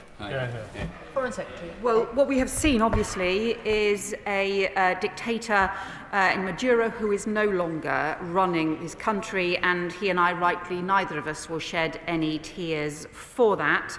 It is important, however, that we uphold international law and the rules-based order, and also our values. And those values include recognising the democracy and sovereignty for the Venezuelan people, which has frankly not been respected by the Maduro regime over very many years. Ian Lavery.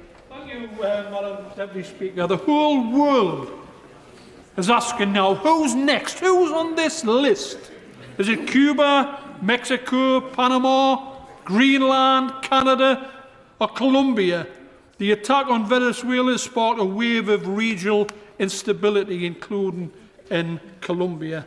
The Colombian peace agreement, Madam Deputy Speaker, is under threat, exacerbated by the rhetoric from President Trump, who has outrageously smeared Petro as a drug dealer and threatened further military intervention targeting Colombia directly. Given the UK's role as UN Security Council penholder for the Colombian peace agreement, will the Secretary of State make immediate representations to our US counterparts to cease these reckless threats against a close UK partner? Secretary. Well, what I would say to my honourable friend is the instability in the region has been heavily exacerbated and driven by the Maduro regime, by the scale of migration, by the trafficking and the operations of criminal gangs, and also by the escalating influence from Iran, from Hezbollah and from Russia in the region as well. On Colombia, he rightly says we are the penholder and we support the peace process that was agreed, and we have worked closely with the Colombian government on sustaining that peace process. We believe that is extremely important. We will do that through the UN and through with all our allies, and we will continue to do so. Ben Spencer. Thank you, Madam Deputy Speaker. As chair of the all-party group on Nordic countries, I'm very grateful to her and the leader of the opposition's comments regards to Denmark and Greenland. I'm also very grateful that she's confirmed just a few moments ago that she and the Prime Minister have been raising directly the issue about respect for sovereignty for that key NATO ally. Why then did it take so long for the Prime Minister to publicly espouse his support, so delayed after the Swedish and Finnish and other countries have done so? Secretary. Well, he did so this morning when he was asked about it. Alan Gemmell. Thank you, Madam Deputy Speaker. The UK's overriding interest should be to maintain international law and to keep as many countries as possible in the global rules-based order, and ensuring that what's happened in Venezuela is not a gift to Russia or China. Is the Foreign Secretary sure that we can maintain our position at the Security Council and promote our values, interests and the rules-based order? Secretary.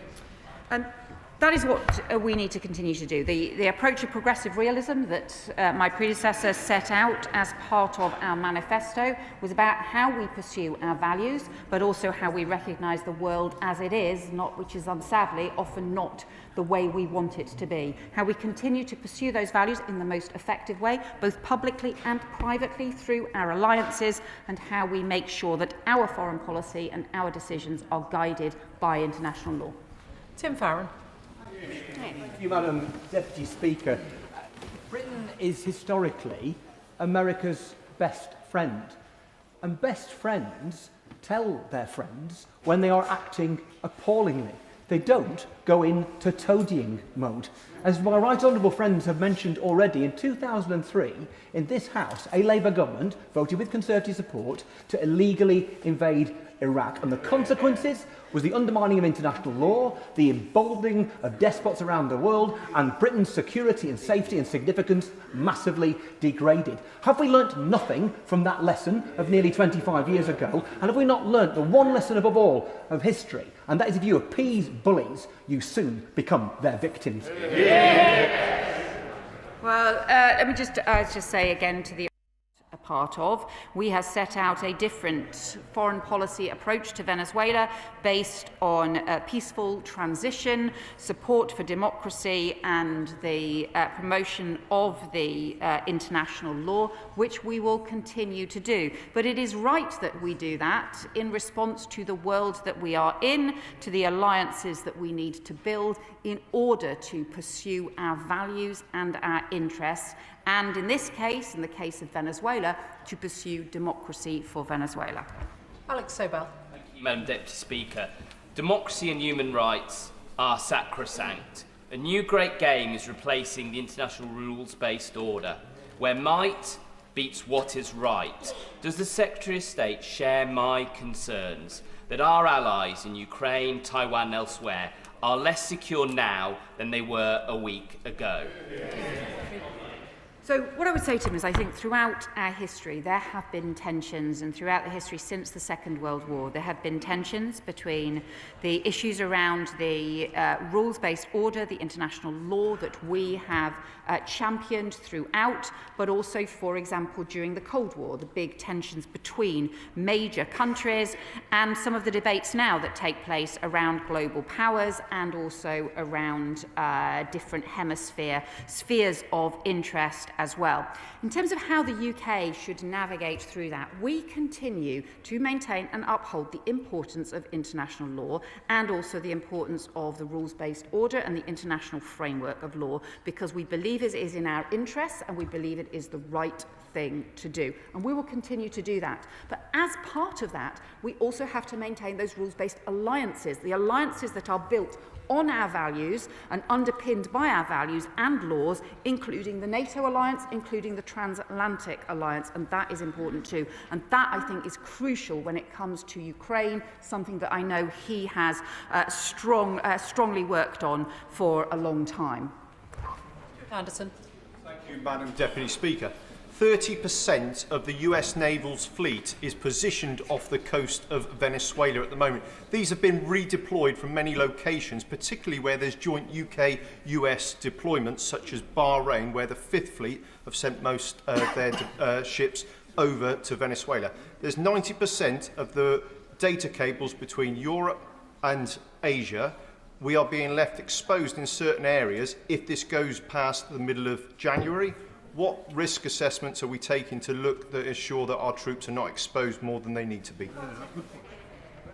Well, on the issue of the undersea cables, this has been an important issue that we have looked at, not just in terms of UK defence, but also internationally as well. It is something that we've discussed at NATO, something that we discuss as part of our alliances as well, and is why I think we do need to take much more seriously the operations of things like the Russian shadow fleet, some of the Russian operations in our waters, and we will continue to do so. Melanie Ward. Thank you, Madam Deputy Speaker. There's been much discussion of international law today, but of course what matters is that it is upheld at such a dangerous time in the world. Our own country is less safe when it is not. And so in the context of both Venezuela and Greenland, will the government reaffirm its commitment to the UN Charter as a key instrument of international law, and will it vote accordingly at the UN Security Council? Hear, hear. We do continue to support the UN Charter. It is the foundation of our peace and security, and we will continue to support it and its principles in all of our international debates. Lisa Smart. Madam Deputy Speaker, I welcome the Foreign Secretary's clarity on the UK's approach to Greenland, that it's up to Greenlanders and Danes to determine their future and no one else. I wonder if she could be equally clear on whether any US bases in the UK will be permitted to be used for any potential military action towards Greenland. Well, we don't want to see any military action on Greenland, and that should not arise because this is a fellow NATO country. We are NATO members, and all together we should work on our security together. Just as an update to members, I'm only going to run this statement until 15:15, so questions and answers will need to be very short if everyone's going to get in. And the second statement will probably only get about 45 minutes. Clive Efford. Speaker, that my honourable friend for Blythe and Ashton has already raised the issue of the threat to Colombia, and the Secretary of State has set out quite correctly that we are the pen holder at the United Nations for the peace accord that was achieved in 2016, achieved after protracted negotiations between warring factions, and it's heavily based on our own agreements in Northern Ireland. So.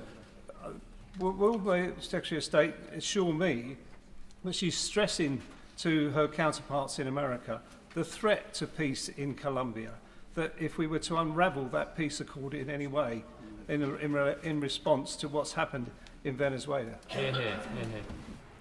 I can assure my honourable friend that we continue to support and uphold the 2016 the peace accords, and also as the pen holder, as he rightly says, we work closely with the Colombian government on this and on how to deal with a range of threats to their stability. I will also recognise, of course, the Maduro regime did contribute to that instability in Colombia as a result of both the migration and the criminal operations, but we will continue to work with the Colombian government. Bernard Objecti. Speaker. In November, I asked the government what our position would be if the US took military action in Venezuela in light of the new US national security strategy, which clearly outlines the US administration's position regarding the Western Hemisphere and denial of influence to non-hemispheric competitors. The answer wasn't clear. So, following her discussion with Secretary Rubio, what assessment has she made that Venezuela may be the first domino in a chain across Central America that ends with Mexico? And also, if we don't now recognise Delcy Rodriguez as the legitimate president, is she one of the individuals we've already sanctioned? We want to see regional stability. We want to see calm and stability across the region and partnership working between nations. I think that is crucial. In terms of Delcy Rodriguez has clearly been part of the Maduro regime for a long period of time, and that is why we believe that there needs to be a transition to democracy in Venezuela that engages all of the different opposition parties and all of the different players within Venezuela, and that is what we will work to do, and that is what I have discussed with Secretary Rubio. Talk Will Crichton. Madam Deputy Speaker, and can I thank the Foreign Secretary for her statement and for her stamina.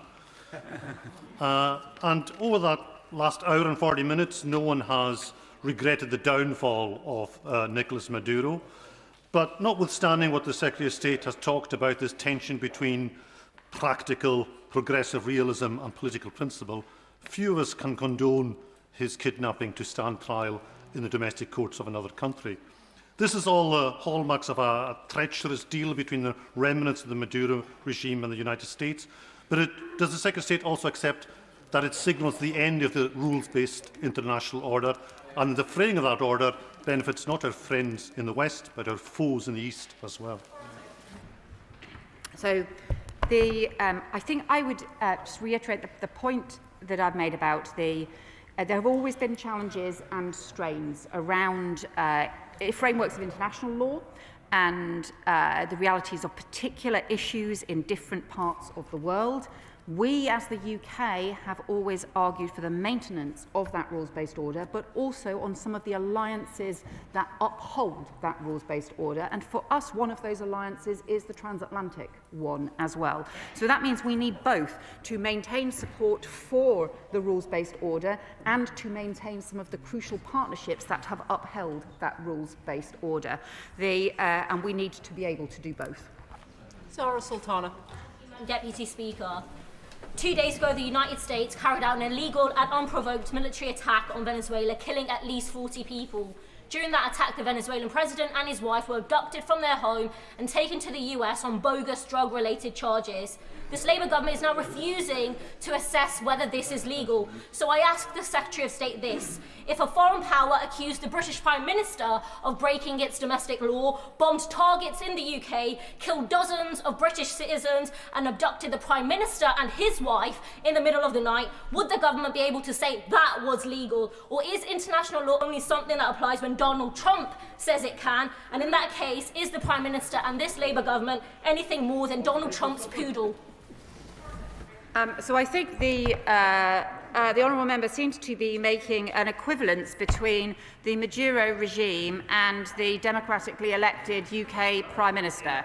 I just think that this equivalence thing is just really inappropriate, and we should recognise both the huge damage that the Maduro regime has done, and including the fact that it is under investigation by the International Criminal Court for crimes against humanity. Just to give an update on my previous announcement that this statement will now run its course because the backbench business debate has been postponed for a future date. Calvin Bailey. Speaker, the Maduro government had no democratic legitimacy, but a return to gunboat diplomacy and strongman-led spheres of influence is not in our national interest. The rules-based international order is not teetering, but it is collapsing. This is disastrous, but we cannot just bemoan it. We must respond to this threat by building up the coherence of our own bloc, which is Europe. Does the Foreign Secretary agree that these developments demonstrate that the absolute priority must be not on noises off, but on deepening our connections, hard and soft, with our own continent? Well, I think we should strengthen our European partnerships. That's what we have been doing. We should also strengthen our own investment in defence. Again, that is what we are doing. But I also think that the transatlantic partnership remains important. It is what we will be discussing this week with the Americans as part of discussing the security guarantees for Ukraine. Those security guarantees that we have been discussing involving the US are also about the security of Europe, the security of Ukraine, security of the UK, and ultimately the upholding of international law. Monica Harding. Madam Deputy Speaker, does the Foreign Secretary agree that failing to call out your allies publicly when they violate international law, alongside one's enemies, which is easy, weakens adherence for international law fundamentally? And therefore, will she denounce in this chamber the US's illegal actions in Venezuela and the snatching of its President, however vile? And will she confirm that if it comes to a vote at the UN Security Council, that the UK will stand up for international law and will not abstain? Well, the UK continues to argue for international law, to ensure that international law guides and frames the decisions that we take as part of our foreign policy, and I have directly raised the issues of international law, particularly around Venezuela, with the US Secretary of State, and we continue to do so. Upholding international law also means upholding some of the alliances that sustain that international law, and that is what we will continue to do. Rachel Maskell. Deputy Speaker, in order to hold up international law, it's important that there's robust accountability on two fronts. Firstly, on how we use the intelligence that we have as a country ahead of actions being taken. I wonder if the Foreign Secretary can say how she used the UK intelligence before this operation, but also the accountability after an event, and how we will call the US President to account in the light that he is a sitting member of the UN Security Council. Well, the UN Security Council has obviously been discussing Venezuela today. That is what the UN Security Council would expect the UN Security Council to do on a significant issue. We have, obviously, she will know, a deep intelligence cooperation, security cooperation with Five Eyes countries. On this particular operation, we were not involved and also not informed in advance, and nor were other countries. Mike Martin. Thank you, Madam Deputy Speaker. The US has abducted the leader of Venezuela, yet the government can't say whether it's legal or illegal. Let's try an easier one, Madam Deputy Speaker. If the US were to abduct the Premier of Greenland, would that be illegal or illegal? Again, I would say to the honourable member, there's a continual sort of searching for equivalence when it is really inappropriate to do so. We have I've made very clear our position on Greenland. The future of Greenland is for Greenlanders and for the Danes, not for other countries, be that the US or any other country around the world. Tom Hayes. Thank you, Madam Deputy Speaker. Like the Foreign Secretary, we want an end to this brutal regime. I hope now that Venezuela can move to a democracy with full control of its oil and resources following this breach of the UN Charter. The Leader of the Opposition says that we live, and I quote her, in a fundamentally different world, in an increasingly dangerous world. After all, no UK Prime Minister previously has had to stand up so fulsomely for Greenland and Denmark's security. So when the facts change, should our stance not change too? Should we not be working more closely with the European Union and EU member states to deepen our security and our economic ties? But do we not also need the European Union to be more flexible and pragmatic about what it constitutes as alignment with the UK? Well, we are strengthening our security cooperation with European allies. We had increasing security partnerships, discussions, both with groups of other European countries, also with the EU as a whole, and also with the NATO members in Europe too. So that has been crucial. It's a central part of the coalition of the willing, and I think that those partnerships need to continue to deepen. Shockout Adam. Thank you, Madam Deputy Speaker. As the Minister justifies in her statement a flagrant breach of international law by citing that Venezuela's drop in GDP, narcotics trafficking and gold trading. I mean, these are issues that could affect countless countries around the world, but let me remind the Secretary of State, in the words of the person who perpetrated this action, Donald J. Trump, of why he committed this action. The US is going to have a presence in Venezuela as it pertains to oil. We are going to take out tremendous amount of wealth from the ground.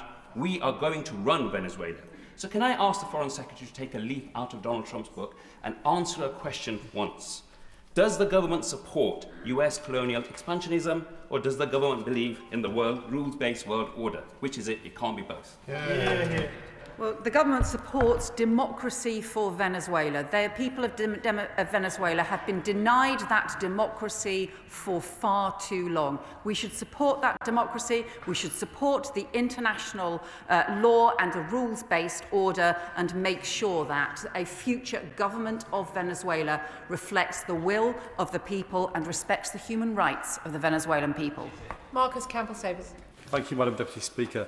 May I ask the Minister if she's reflected on the well-documented difficulties that arise when the US assumes administrative control of occupied territory, difficulties we saw all too clear during the Iraq conflict?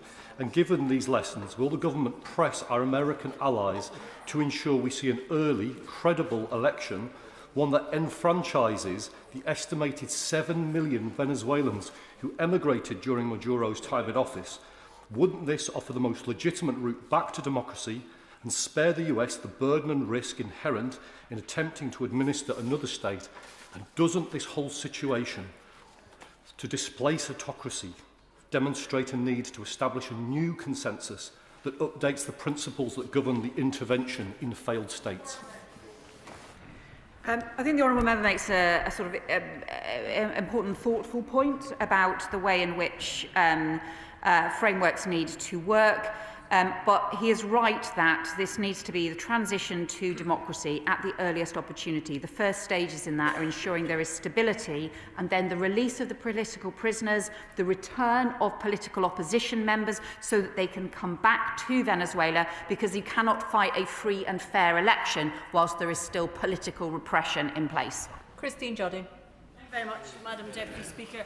I have to say this is one of the most depressing days I've spent in this chamber in the past few years, because while I welcome the Foreign Secretary's commitment to democracy in Venezuela and her repeated commitment to the rules-based international system and our alliances, I cannot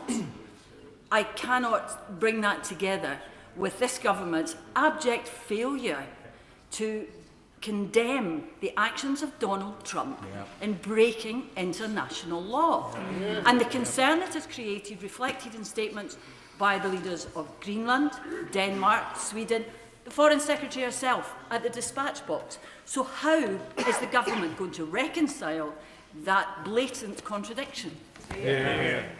Well, I think set out already our clear position on Greenland, the importance of international law, but also the importance of working through our different alliances and being prepared to raise issues, be it around international law or other issues, both privately and publicly as well. And what we need to do is to ensure we can pursue the UK interests and also our values. And we do that through the discussions that will be taking place this week on Ukraine, and we do this through the pursuit of democracy and our values in Venezuela as well. James Naish.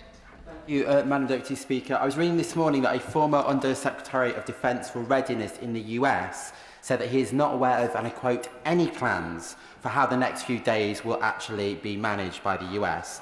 So can I ask the Foreign Secretary what specific reassurances she has received from US counterparts that that isn't the case, that there is a plan in place, and the work that we're doing with our international partners, particularly from NATO, to make sure that support is provided? Well, one of the reasons that I spoke to the US Secretary Rubio yesterday was in order to be able to engage on what the plans now should be going forward. I think there obviously, given the level of criminal gang operations in Venezuela, given the different factions that there have been in Venezuela, preventing greater instability right now, making sure we can get that stable basis and a plan for democracy is immensely important. There is a very strong civil society, opposition groups and so on, but they need to be enabled and supported in order to make sure that we can get that peaceful democratic transition. It will be crucially important. Jim Allister.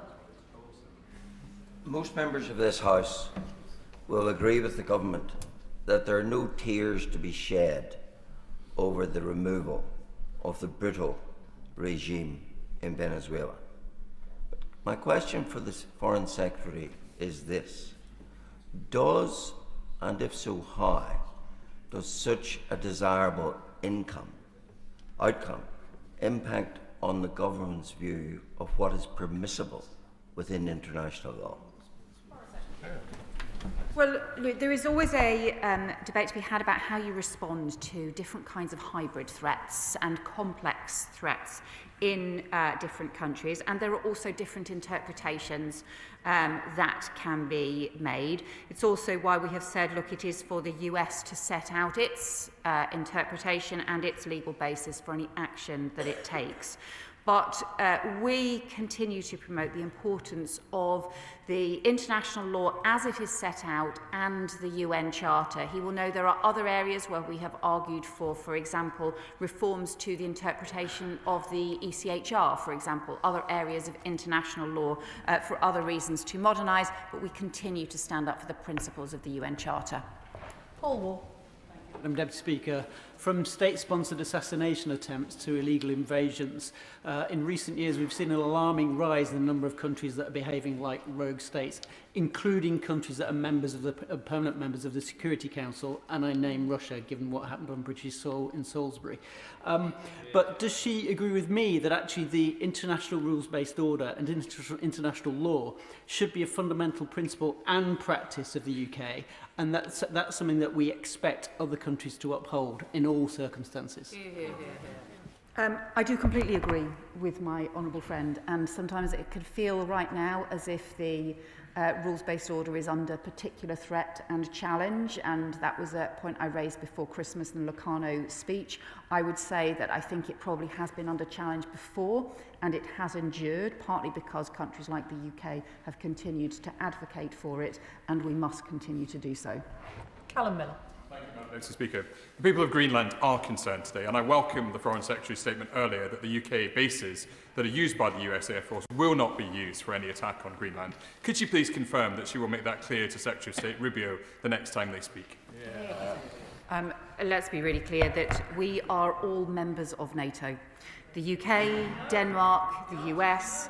That is why it is so important that we continue to ensure the sovereignty of Greenland and of Denmark, and why we have made our views on that particularly clear to the US. Patricia Ferguson. Thank you, Madam Deputy Speaker, and I very much welcome the Foreign Secretary's statement this afternoon. And I would agree with her that Maduro was a corrupt dictator who frankly cared nothing for the lives of his own people. And I welcome the Foreign Secretary's comments about the importance of upholding international law. So does the Foreign Secretary agree with me that if we believe in a world order with clear rules about sovereignty, we cannot pick and choose when those rules do and do not apply? Otherwise, what is to stop others with further bad intentions from taking advantage of that situation and of following suit?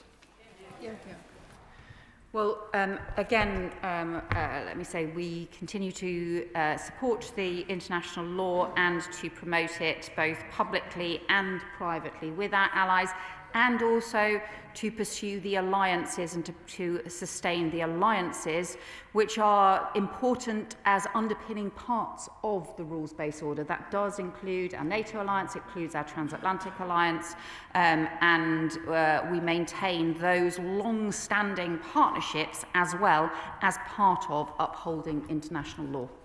Danny Kruger. Thank you very much indeed, Madam Deputy Speaker. The Biden administration offered a $25 million reward for the capture and detention of President Maduro. And this country has passively supported regime change in Venezuela since we froze the gold reserves held at the Bank of England in 2019. So now that President Trump has followed through on the implicit policy of both our countries and achieved the outcome that the whole world wanted, can the Foreign Secretary tell the House what conditions will need to be met for the money that is owned by the Venezuelan people to be returned by the Bank of England? Well, he rightly points out, successive governments have not recognised the Venezuelan regime. That is the basis on which the independent Bank of England took its decision.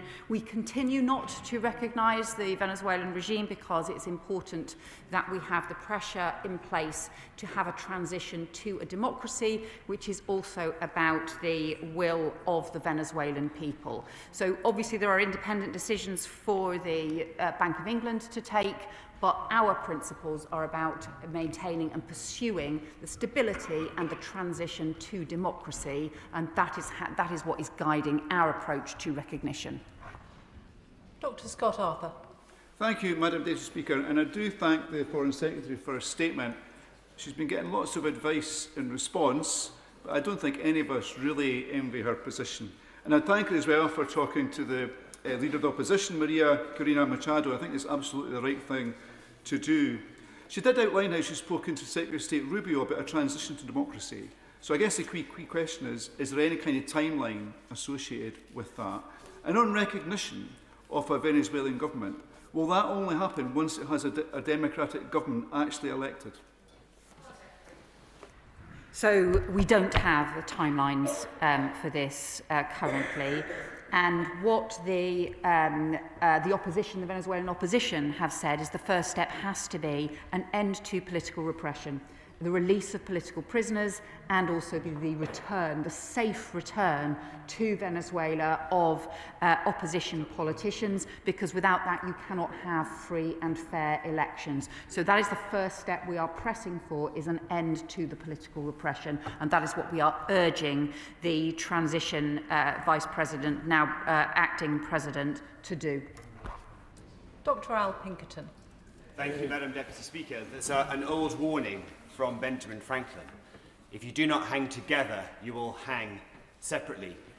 Given the events in recent days in Venezuela, given the active threats against Cuba and Mexico, and in the past Canada and today Greenland, can I ask the Foreign Secretary, where is the line? What is the Rubicon now for the United Kingdom the crossing of which that would force us to recognise that our silence today will only lead to greater challenge tomorrow? And is it not time that we hang together with our values-based allies to stand up against Trump's colonial possession-taking in Central America, whether or not it's in the Western Hemisphere or elsewhere? Yeah.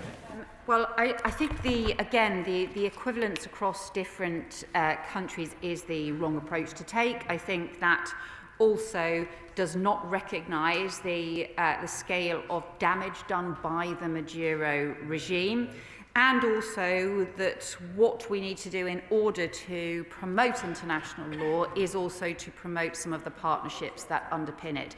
It's why we need to work closely, not just with the Coalition of the Willing that is meeting tomorrow to discuss Ukraine, but also to ensure that there are US security guarantees, which is an important part of our security alliance with the US, and also that on Greenland we and other European countries have made our position clear. Iqbal Mohammed. Thank you, Madam Deputy Speaker. The unstoppable machine of American imperialist invasions has killed millions in Iraq, Afghanistan, Libya and Syria, from aiding and arming and abetting a genocide in Palestine to now the invasion and abduction of a leader in Venezuela for oil, minerals, gold, and to protect the petrodollar. This has nothing to do with democracy or narco-terrorism. With ongoing threats to Greenland, Cuba, Colombia and Mexico, the list of gangsterist aggression continues unopposed. Has the global rule-based order now collapsed, or did it ever even exist for Western warmongering powers? Well, I just strongly disagree with the honourable member's characterisation. We have a strong security partnership with the US and with other countries, not just through NATO, but also a direct security partnership, and the US is our strongest security ally. But that alliance is also based on values and based on principles as well. We build that relationship, or we continue to sustain that relationship as part of our support for and continued respect for international law. Martin Wrigley. Thank you very much, Madam Deputy Speaker. What message does the Foreign Secretary think that this weekend's outbreak of unilateral acts of violent kidnap and taking assets outside of international law sends to Vladimir Putin, in particular with reference to Russia's view of the need to seriously negotiate peace with Ukraine? Will the Foreign Secretary confer with her Ukrainian counterparts about giving our Ukrainian guests the option for a right to settle in the UK And will the Minister meet with me and Ukrainian guests to discuss options moving forward? Well, I just think fundamentally it is wrong to make any kind of equivalence between what is happening in Venezuela and what is happening in Ukraine. These fundamentally different, and the US is playing a hugely important role in pursuing a peace process for Ukraine and also in the discussions around security guarantees, which again is immensely important. He raises the issue of Ukrainians living in the UK. As he well may know, we have a Ukrainian family continuing to live with us, and I take this issue extremely importantly. He will also then recognise, however, this is now a matter for the Home Secretary and not for me as the Foreign Secretary. Sammy Wilson. Speaker, the Secretary of State is right that no one should shed any tears at the end of Maduro's rule. Would it surprise her that Sinn Féin, first of all, defended the fraudulent election as being electorally robust and then attended the inauguration event for the President in order to show what they said solidarity with him, highlighting once again how they're still wedded to criminality and to terrorism. But there's an opportunity now that the Americans have done good for the Venezuelan people by removing the corrupt cancer which so damaged their country. Can she outline what steps can our country take to ensure that democracy is restored in Venezuela? And from her discussions with the Americans, how much will they cooperate with us in that venture? I think no one should be defending the Maduro regime. I've talked specifically to the US Secretary of State about the transition to democracy. The US have said that this is important, but we need to make sure that those conditions are in place, starting with the ending of political repression. Cameron Thomas. President Maduro was illegitimate, but Donald Trump's illegal incursion into Venezuela puts him in the company of Vladimir Putin and will embolden President Xi's ambitions for Taiwan. More pressing for the UK is that a repeatedly threatened occupation of Greenland would see Putin's ambition for NATO's disintegration come to pass. Given that there are numerous US assets in the UK, what discussions has the government had with our European counterparts, including the Danes, to prepare European security against the threat now posed and explicitly stated by the President of the United States? I really just have to say to the honourable member, trying to make equivalence between the US and Russia is just ridiculous. It's totally ridiculous and deeply, deeply inappropriate. A country where we have seen the Russian invasion of Ukraine and also the kidnapping of Ukrainian children, and in contrast, our relationship with the US, in which they are discussing now security guarantees for Ukraine. I think that's hugely important. Ayub Khan. Thank you, Madam Deputy Speaker. Absent international rule-based order leads to chaos, and we all know that within chaos there is order, and sadly, that order is where the strongest survive and the most vulnerable and weak die, neither just nor morally right. So I ask the Foreign Secretary, how can we be both champions and advocates for international rules-based order, yet wholly equivocal when it comes to calling out this flagrant breach of international law? Hear, hear. Well, we have set out our continued commitment to international law and also the importance of maintaining some of the underpinning alliances, rules-based alliances that are so important for sustaining the rules-based order. It's why we will continue to argue for international law and also to continue to maintain things like the NATO alliance and the partnership, and why we will continue to raise these issues both publicly and privately with our allies. Daisy Cooper. Thank you, Madam Deputy Speaker. The President Trump's actions are not about drugs, they are about oil. They are not about regional stability, they are about regional dominance. And they are not about upholding the law, they are about breaking it. The Foreign Secretary has said that the government has been clear, but she has not been clear on any of those 3 points. The world has changed this weekend, and it will change again very quickly. So can the Foreign Secretary say whether there is a single strategic decision or practical step that this government has taken in the last 72 hours to shore up our national security or that of our allies, especially Denmark? Well, we've got discussions going on the coalition of the willing, the preparations for them as we speak, the discussions being taken tomorrow. Those are all about strengthening our national security as part of strengthening Ukraine's national security. Adnan Hussain. Thank you, Madam Deputy Speaker. The Foreign Secretary repeatedly emphasises the government's commitment to international law. I, as I'm sure with many of my colleagues across the House, remain confused as to the Foreign Secretary's position in respect of President Trump's actions in Venezuela, whether they were in line with international law, and whether she believes breaching a nation's sovereignty is indeed a breach of international law and order. It could simply be a yes or a no. Well, as I have said, we won't shed a tear for Maduro and for his deeply damaging regime. It is for the US to set out the legal basis of their actions, which we were not involved in. We will promote now the democratic transition, which is something we have continually argued for as part of the policies that we have set out over many years on Venezuela, and we will continue to stand up for international law. Josh Babarindi.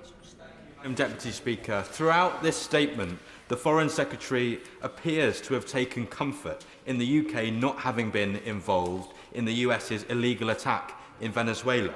But the Foreign Secretary cannot escape the reality that for as long as this government fails to call out Trump for his actions, this government is complicit in his demolition of the international rules-based order. So when will the government put its head above the parapet in the spirit of the likes of Charles Kennedy back in 2003 and condemn the US President's attempt to turn our world into his Wild West? Well, again, I would say to the honourable member that he shouldn't make false equivalents in different situations, and that would be inappropriate to do so. We will continue to work with the US in the discussions this week on the defence of Ukraine, which is in itself about maintaining international law and the rules-based order, just as we will also continue to raise issues around international law in our private discussions with them and in public debates as well. Ms Coughlin. Madam Deputy Speaker, few of us regret the departure of Maduro, but many of us are alarmed by the breach of international law. But I am most alarmed by Trump's concurrent threat to Greenland and his previous threat to Canada. The Foreign Secretary says that she likes to deal with the world as it is. So precisely how many NATO allies does Donald Trump have to threaten until the government recognises that Donald Trump is a clear threat to the survival of liberal democracy in the 21st century? We are working with the US administration on support for Ukraine, which is about support for a democratic sovereign state that has been threatened by and invaded by an authoritarian Russian regime. And it is the US that is pursuing peace, that is also discussing security guarantees for Ukraine. So I really do think his characterisation of the world we are in is just wrong. James McCleary. Madam Deputy Speaker. There has been widespread speculation in recent days, and hours in fact, about a possible US operation to seize a tanker which previously operated in Venezuela, which the United States has been pursuing, is now off the Irish coast. Any such operation would very likely involve UK air bases. What steps is the government taking to ensure that any deployments of US forces from UK bases, whether in relation to this tanker or other targets it may define in Europe, are in full compliance with international law? So we always ensure that any action that the UK takes is in compliance with international law. He will know that we don't, that those are issues for the Ministry of Defence also takes immensely seriously issues around international law as well, and it is for them to comment on the way in which international law is applied. Solomon. Thank you, Madam Deputy Speaker, at the weekend Donald Trump invoked the Monroe Doctrine. From her statement, the Foreign Secretary seems to accept that the UN Charter is secondary to great power spheres of influence in some cases. So what criteria does she use to decide when the Charter is trumped by 19th century thinking? And she's talked a lot about alliances today. The great game of alliances in the 19th century ended very, very badly. Well, that is why the alliances that we stand up for today are ones that are based on our values and long-standing rules and relationships. That is what the NATO alliance is. It is based on our values and is immensely important. I'm not sure if he is saying he disagrees with the NATO alliance. That's been the cornerstone of our security for a very long time.